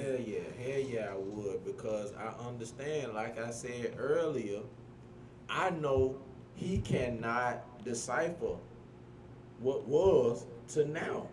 I see both sides, so I can respect his opinion, his view, Yeah. more than he can respect mine. He only see one side because he's younger than me. I know what he grew up off of. He can't understand what I came up off of. So it's more on me to adapt to his point of view. You know what I'm saying? Because I know he can't adapt to mine. See what I'm saying? So I just have to take that L and ride. I'm gonna tell you something about that. When I look, like I'm trying to get my YouTube monetized, right? And so once I looked at it, I was like, you got to have such and such views, and you ain't gotta have an age demographic. But when I looked at it, all my views was 35 and up. 35 and up. So ain't nobody 35 and younger looking at my shit. But I know the bigger I get, I will probably bring in those people because I got some songs, you know what I'm saying, that can appeal to some 20-somethings. Now, probably not 21, but maybe 28 or 29. You know what I'm saying? So I just got to ride with that until I'm a big enough, you know what I'm saying? That's just what we got to live with. My time passed far as, it's a young man's sport. So it's hard for a nigga my age, you know what I'm saying, to even appeal to today's, you know what I'm saying? It's already, I'm against the grain. I don't even. Go ahead. I don't even. I was gonna say I don't even know if the music appeal to them before a viral moment do. It's like a lot of artists get famous off a viral moment. It might be another artist listening to a up and coming or somebody they just got a demo from or somebody they checking out, listening to somebody and people jump on those artists because of that. They don't always be because the songs that's super duper hard. That's right. Now you're gonna get hypnotized off of it after you hear it a million trillion times when they start running it. Yeah. But I think the young go off more of a viral moment. What's popping right now today, this hour, the next 2 hours, 4 hours, tomorrow. You know what I'm saying? It ain't no what happened back then and what's gonna happen in the future when it comes to who they gonna check out. You know what I'm saying? It's microwave. Yeah. And your shit gotta be fire too. Yeah. Because everything that's trending on TikTok, you know what I'm saying? It's like, Yeah. damn, that shit fire. It may come and go overnight, but it has its moment. You Yeah. know what I'm saying? And like right now, it's like, shit, okay, if I can get one of those, I'm straight. You in there. You know what I'm saying? And I don't been to comment with what he had to say, but to allude to Jessica question on here, she was saying with the technology now, are you considering getting back into the game? Was that Jessica Sheffield or Jessica Crawford? That's Crawford. Oh, what Jessica Crawford had to say? That's what I'm saying. With the technology now, are you considering getting back in the game? Is what she said. But on the two-party, Wes, I got the same question because I think I'm a two-party.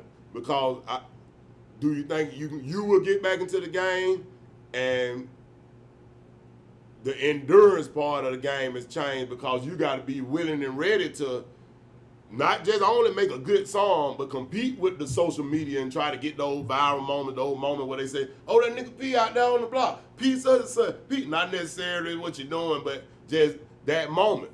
So you got to almost be ready to walk around with that phone and click, click, click, click. You got to get into the wave of a 20-year-old, right. something-year-old. Right. You know what I'm saying? And you got to put yourself out there. Exactly. You got to be out there as much as they are. I think it starts with a hot song. I think the Okay. hotter the song Okay. is, the less you have to click, click, and pop, pop. That's you know what I'm right. saying? The song will speak for itself. It's automatic after that. Yeah, that's I got right. you. I think the song speak for itself.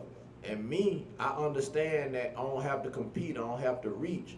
I've been making like hits. It's all about what I make like in the now, like what they gonna adapt to right now. You know what I'm saying? Because I always make hits. I may go too deep. I may be on some political shit that'll be a hit. But I know it's a certain fan base that's, you know what I'm saying, a certain base out there that's gravitating to that. But if I want to be hot, the TikTok, what's popping right now? And that TikTok? pussy with his water, baby. And that Oh. little dance right there. That's leading right now. Okay. That's what's out right now. So he and his 15 minutes of fame, whoever do that pussy with his water, baby. I gotta make one of them. Now, if his music hard, he lasts a little longer than that. That's Bob right. That's right. Okay, and they not like us. I'm gonna ask a question. So now we just witnessed the Grammys, BET Awards. BT Award.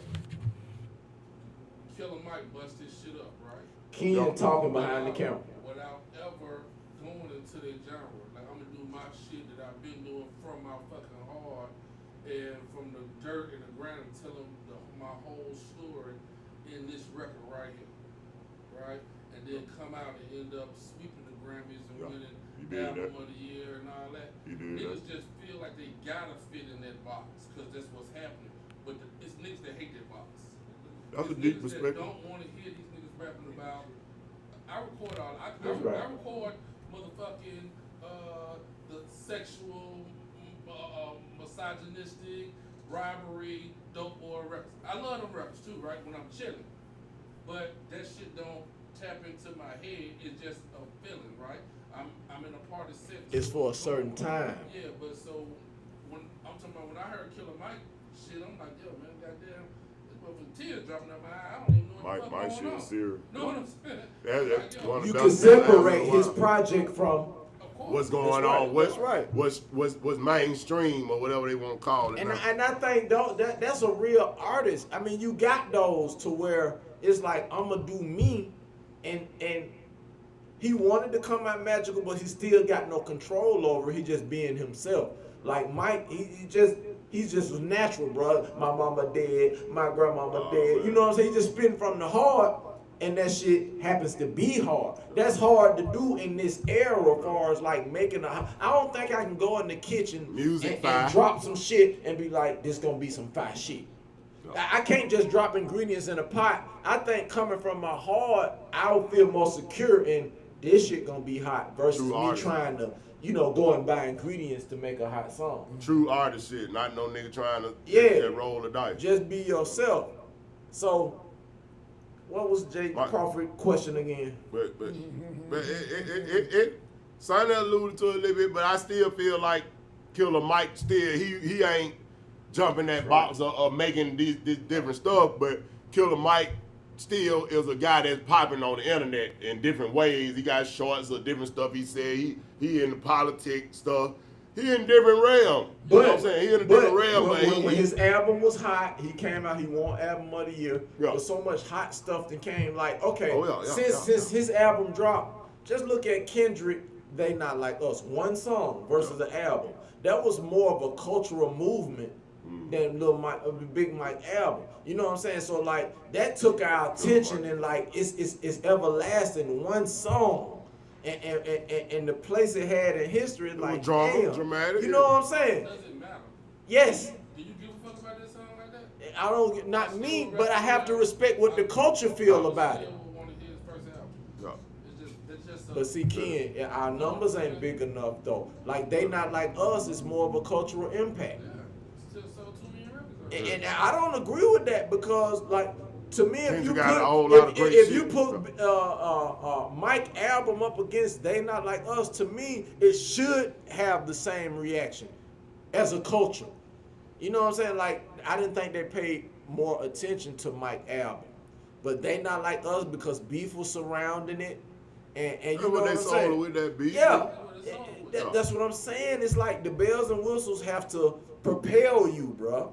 You know what I'm saying? Like you gotta have that sauce on it, and that's unfortunate than just raw talent, raw bars, like Mike did. We gonna forget that shit easy.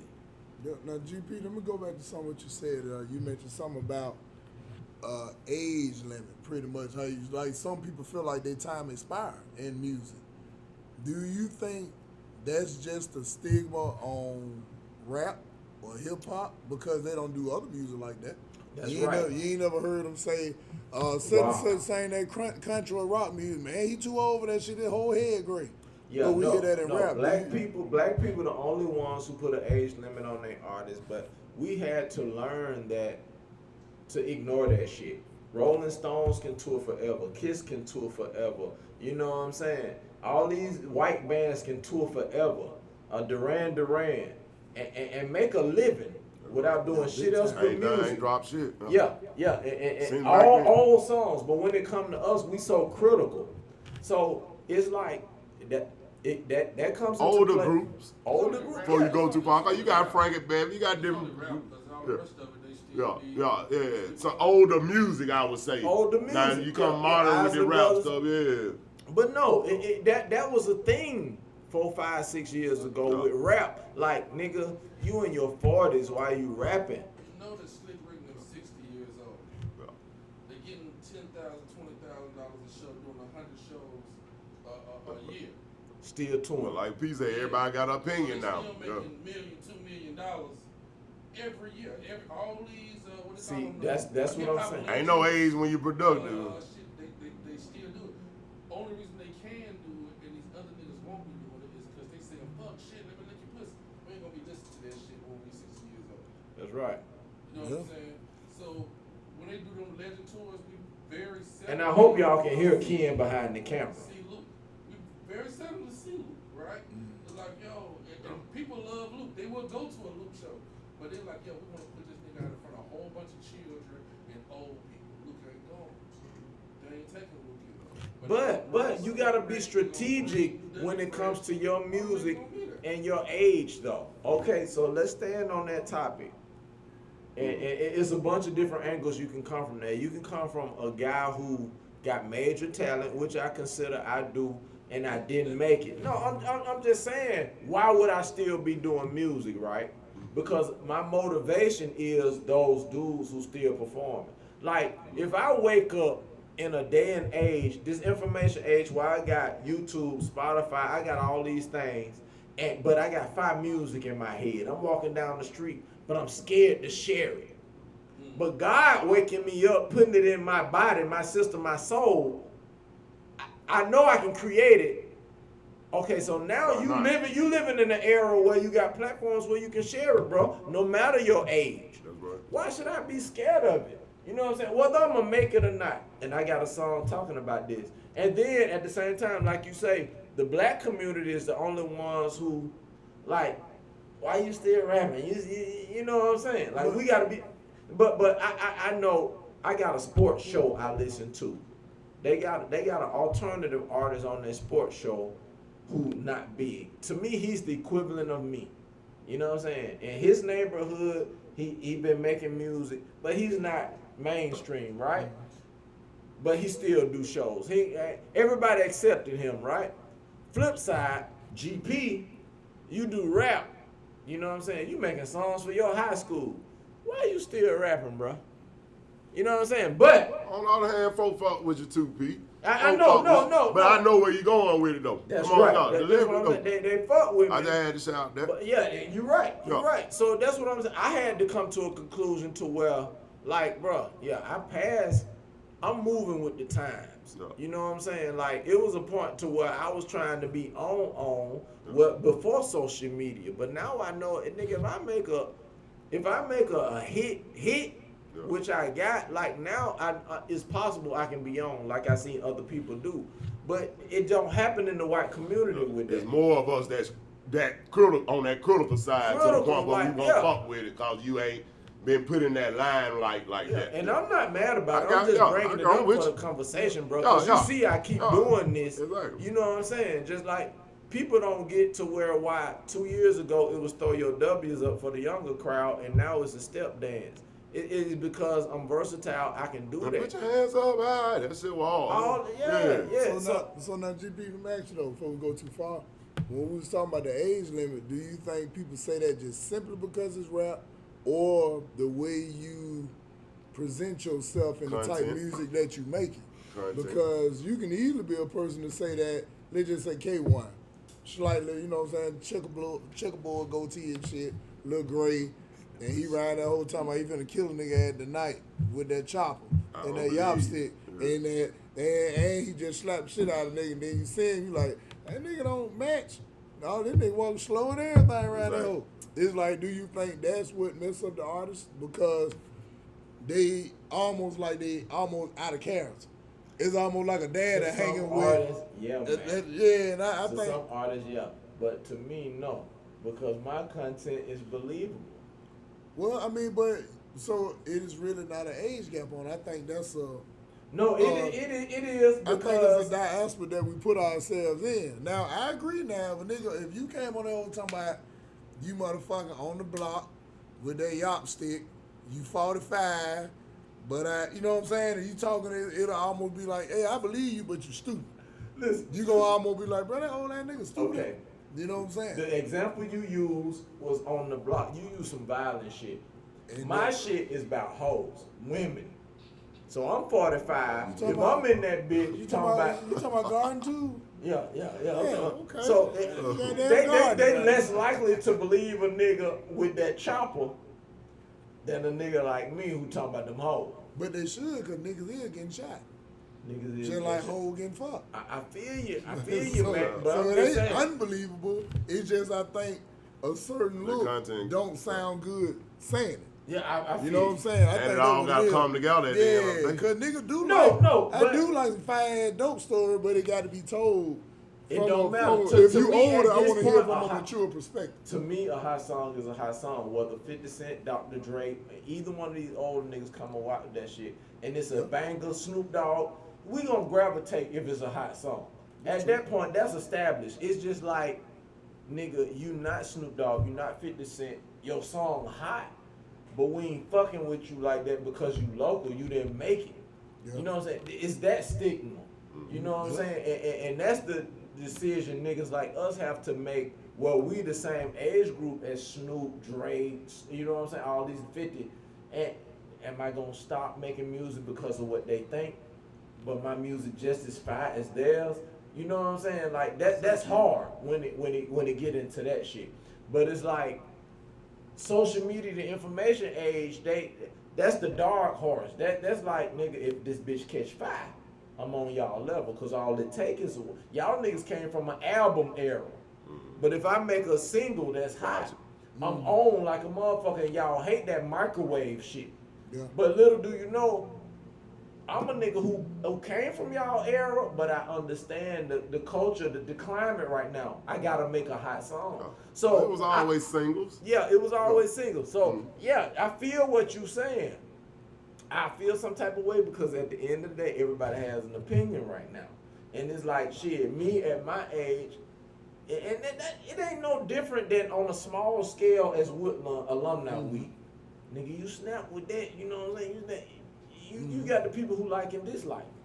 But it's like, you know what I'm saying? I'ma still make it and just tell me what you think. I'ma hope I got more likes than dislikes. It's the same thing on a greater scale, you know what I'm saying? I know I'm this age, but is this shit a hit? Is it a hit? Can it compete with Snoop and 50? Even though they in the game. So if God putting that in my bones in the morning, why should I be afraid to put it out just because of what everybody's opinion is? You should. That's my thing. It's like, I'm gonna put it out regardless, bro, because I know how much work I put in and how, you know what I'm saying? I'll be doing a discredit to myself to not put this shit out. Okay. So that's an artist point of view. All right. Well, let me ask you this here, because we can sit here and do this all night long. And it's getting late. I want to. And I got to pop the firecracker before 12.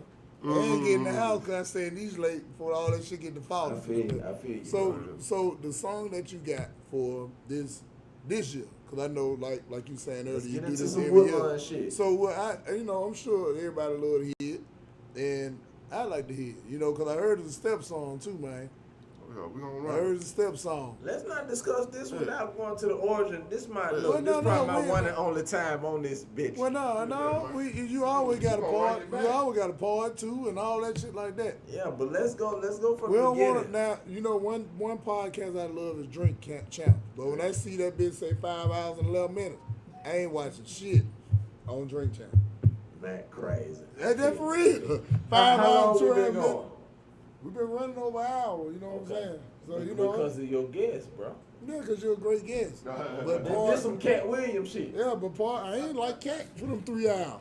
And This that Cat- my nigga. I ain't like that nigga for 3 hours. He's a great guy, but shit, man, I don't sleep 3 hours a Go on with night. it, I nigga. sleep 3-4 hours a night. Yeah, hey, this is a testament to the guest, but I feel you though. I feel you, though. but we can do a part two. Now, it's a lot of shit we got to cover. When you invite guests, you got to know what consumption come with Yeah, them. and we know, and we knew that. Nigga, there's so many parts to That's this. why while you were talking, that didn't sound like this.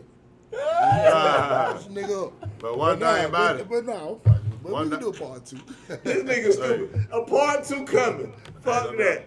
One thing about it though, goddamn, we had a lot of artists up through this bitch. You goddamn, I'm gonna give you this. You one of the first to come through this bitch. You are the first to come through this bitch with the mic, gripping that whole now. With a good mic in front of us. They got the mic at the mic. Oh, yeah. What did you expect, bro? They goddamn. There's too much history to be told. I ain't playing with y'all niggas. Niggas say all I got. Shout is out my to mic. M. Lou, cause that nigga referenced me in this bitch. Ain't no doubt. You ain't know no what I'm doubt. saying? Shout out to M. Lou. I seen If you goddamn watch. watching when goddamn young Lou goddamn brought that up. Yeah, too, he man. told the truth, bro, and that's all I'm saying. Before these lists came out, niggas who was really inspired, they spoke on it. So, you know what I'm saying? Nigga, no. Yeah. We going long, but what else did you expect? What's the origin of the other Woodlawn song before? Cause we gonna go out on the song. Mac, how much But longer what's do the you origin? have for me to get into the Woodlawn segment? Considering I gotta be working at 5 o'clock in the morning.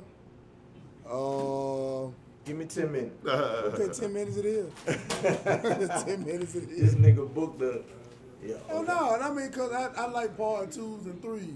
Well, let's do You that. know I ain't what know I'm they saying? existed. No, yeah, they exist. So nah, I ain't trying to cut you short, but I just know. No, you good. I'm Well, with like you. we was talking about us being It's local time and to shit. run, We was being local and shit. Them niggas like, man, them niggas shit 2.5 hours. Them niggas still on their whole You know ass, what I'm saying? man. So yeah, we do a part 2 and 3 I'm cause with you. like We I learn from said, each other. hey, I appreciate you coming.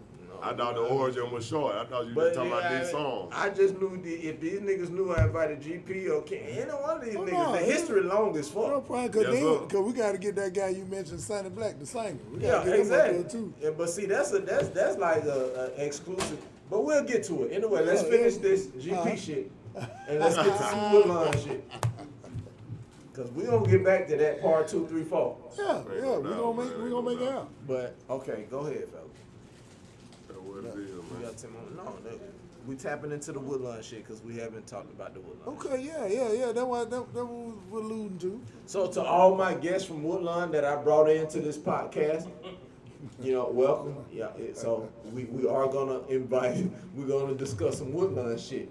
You know what I'm saying? But I'm a heavy guest, and we had to go through that. Ain't no doubt. So. Man, you know, hey, it is what it is.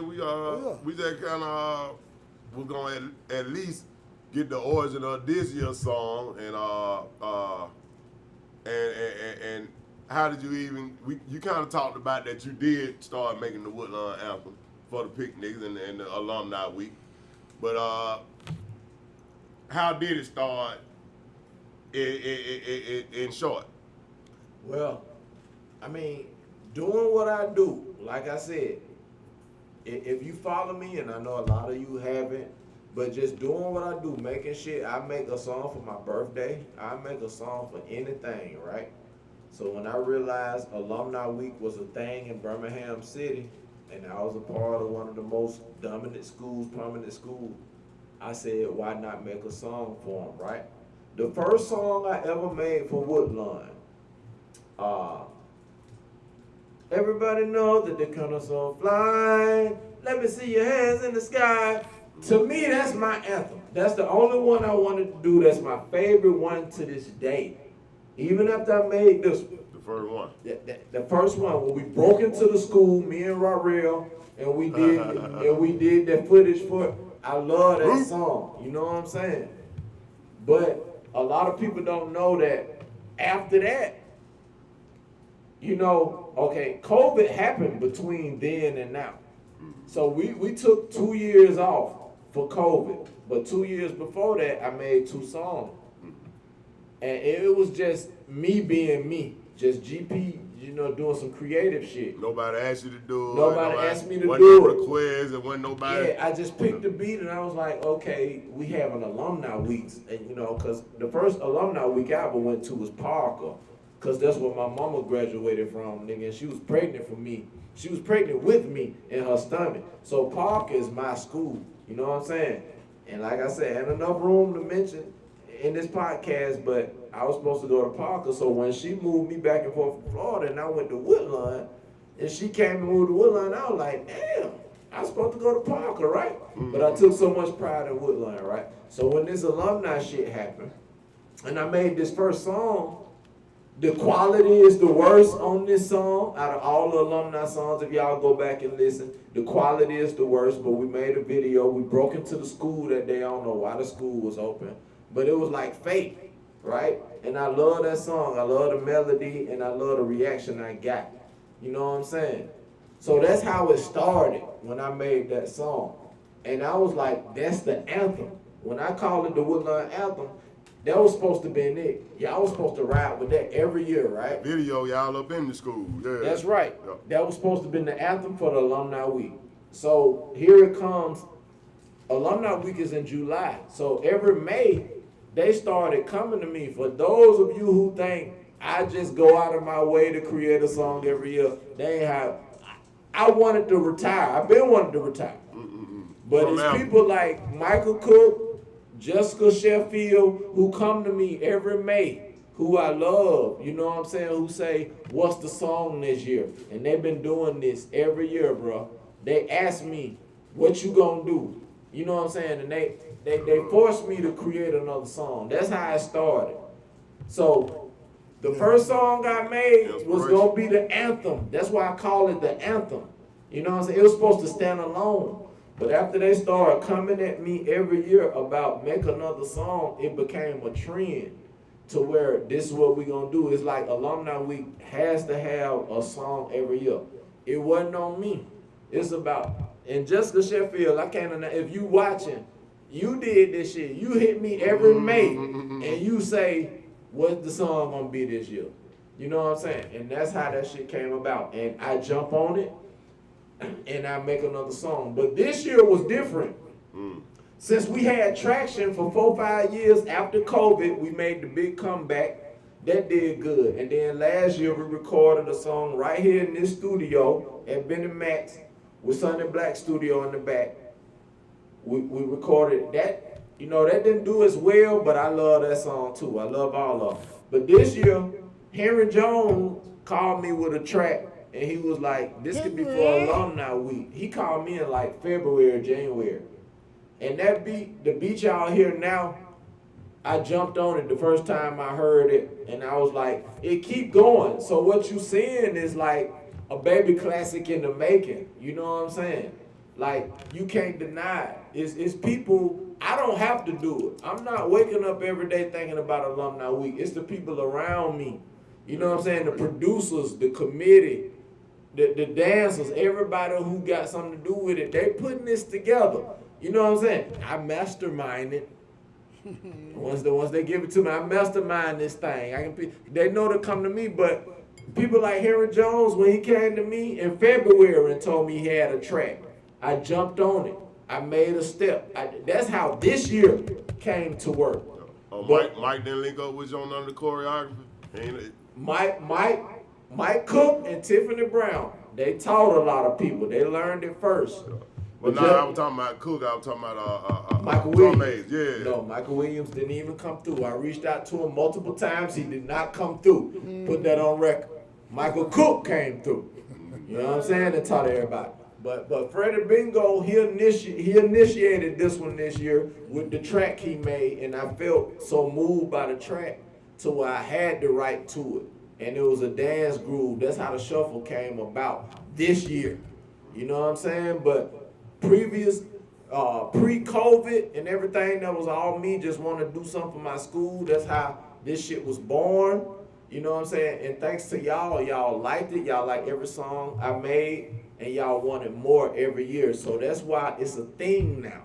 You know what I'm saying? To where every year y'all need a new song. But I'm retiring in the next 2 years. Hey, it's about to be the last one.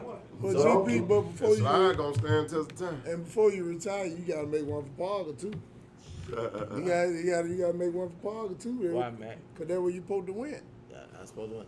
And then, but see now, this is what I'm saying. Far as on when we were talking about the age on it. If you around here making theme songs and anthems, that shit can be however big you want to do. Cause once people start knowing you for that, now you gonna have a nigga start trying to copy your thing. So that's a whole nother different living. Let me try to cover everything before I get off this thing.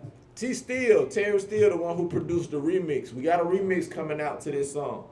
He texted me and said, "It's your season." All right, so that let me know I've been bottled. I'm bottled up into this alumni shit, right? Like that's who I am. I'm alumni man, right? But for those of you who don't know me, I'm way more lyrical and more lethal than that shit. I laugh at y'all because y'all don't know. But I'll do that because I appreciate the Woodline fan base. That's my biggest fan base. Anytime you can jump on YouTube or Facebook and you get 2, 3, 4, 5,000 followers and viewers within a week, I appreciate that. You know what I'm saying? I ain't never had that.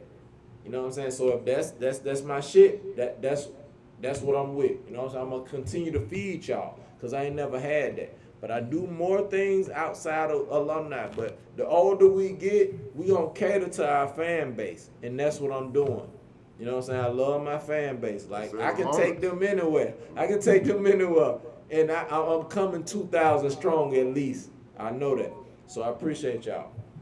The mamas will do it, man. But you know, I would like to bridge over to everything I've done in the past and my other music. But I know I'm going to lose a lot of class of 82s. You know what I'm saying? I'm going to lose a lot of them older folks because of the music I'm making. So that's why I take advantage of, you know what I'm saying, Alumni Week. It's a good week, and when T Still said, it's your season, I live in that box. I'm going to live in that box because that's what it came to be. But still just joined a new church home, so he gonna talk like that. He gonna put the ETH on your ass next. So Say that loud, bro. Yeah, he did. But no matter what you doing, like I got a lot of niggas that do a lot of stuff. I got niggas who sell barbecue. You know what I'm saying? Niggas gotta have a following the best way they have. What that nigga name is, man? That's Gloss, baby. Big G Okay. Barbecue. Am I doing it right? You know what I'm saying? So he gotta outsell the next nigga down the block. That's all of us doing. I gotta sell this music. Fred got to sell these beats. Mac and Sam gotta sell these haircuts, bro. You know what I'm saying? So we gotta be better than the next nigga. That's all we doing. And my whole clique, you know, that's what I'm representing. You compete. You know what I'm saying? Well, yeah, you gotta compete. So whatever my fan base is, whatever I'm doing, I'm gonna cater to them, cause they backing me. You know what I'm saying? At this age, right? So that's all it is, bro. It's gonna be a part 2 of this. I'm a few drinks in. I'm not clarity. Hey, Save me. it's been a good conversation though. I think a lot of them been scuffled over up here, man. Yeah, And it's No, like I you wanna said, the keep history going. is so broad, we'll never get it all into a damn one segment of, you know what I'm saying, one sit down. Now, and I tell you what we can do though, cause like I said, time wise, I think you're a great guy, but time is a ticket. Would long. So would you do this? Give them all your social media info, and then we'll Look, just go ride to out on the song. YouTube, G Peasy. That's GPEEZIE with the P. That's on YouTube. All right. On Facebook, it's Prince Gerald L. A lot of you already know that. And this alumni page on Facebook, you can go to, which will give you the link to the YouTube.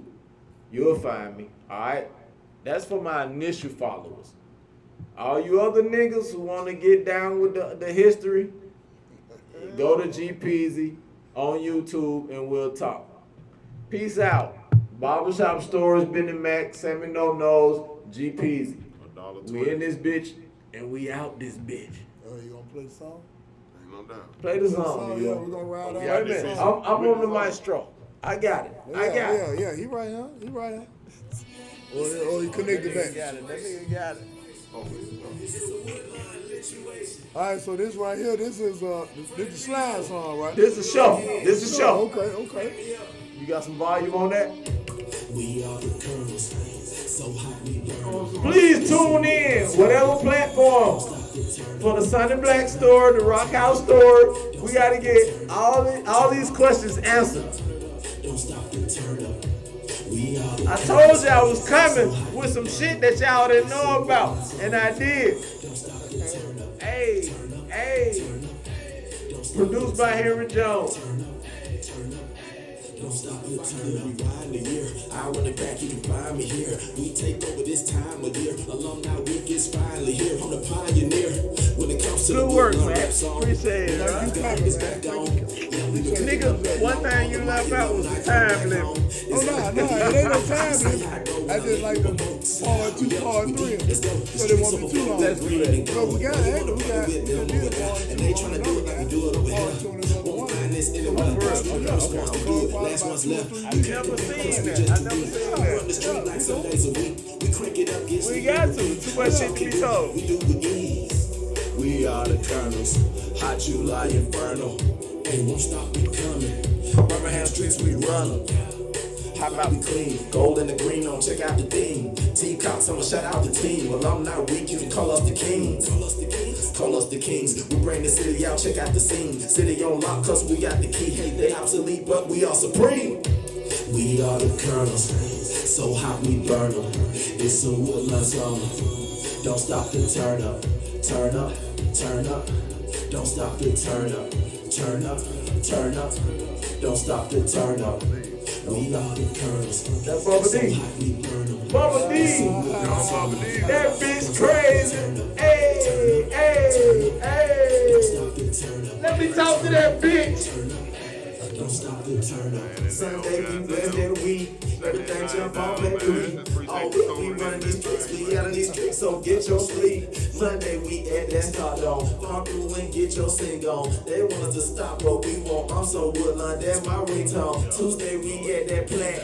On me, that bitch be packed. We bring them out back to back. Can y'all do that? Wednesday we not at Chasers. Block party, we go crazy. That's some of my favorite places. Everybody out there, even our haters. Thursday, man, we go hooping. First Avenue where my school at. Your school ain't doing it like my school be doing it. Who you fooling? Fridays, that all all-white party. Yep, it's a all-night party. Y'all celebrate y'all alumni day one day, but we go harder. Next day we end that lit. I swear that bitch been lit. Y'all do it like this, we do it like that. Keep living, but still ain't this shit. Last day that Sunday kickback. Well, ain't no way I'm missing that. Take over your block and take a few shots. Okay, you can have your city back.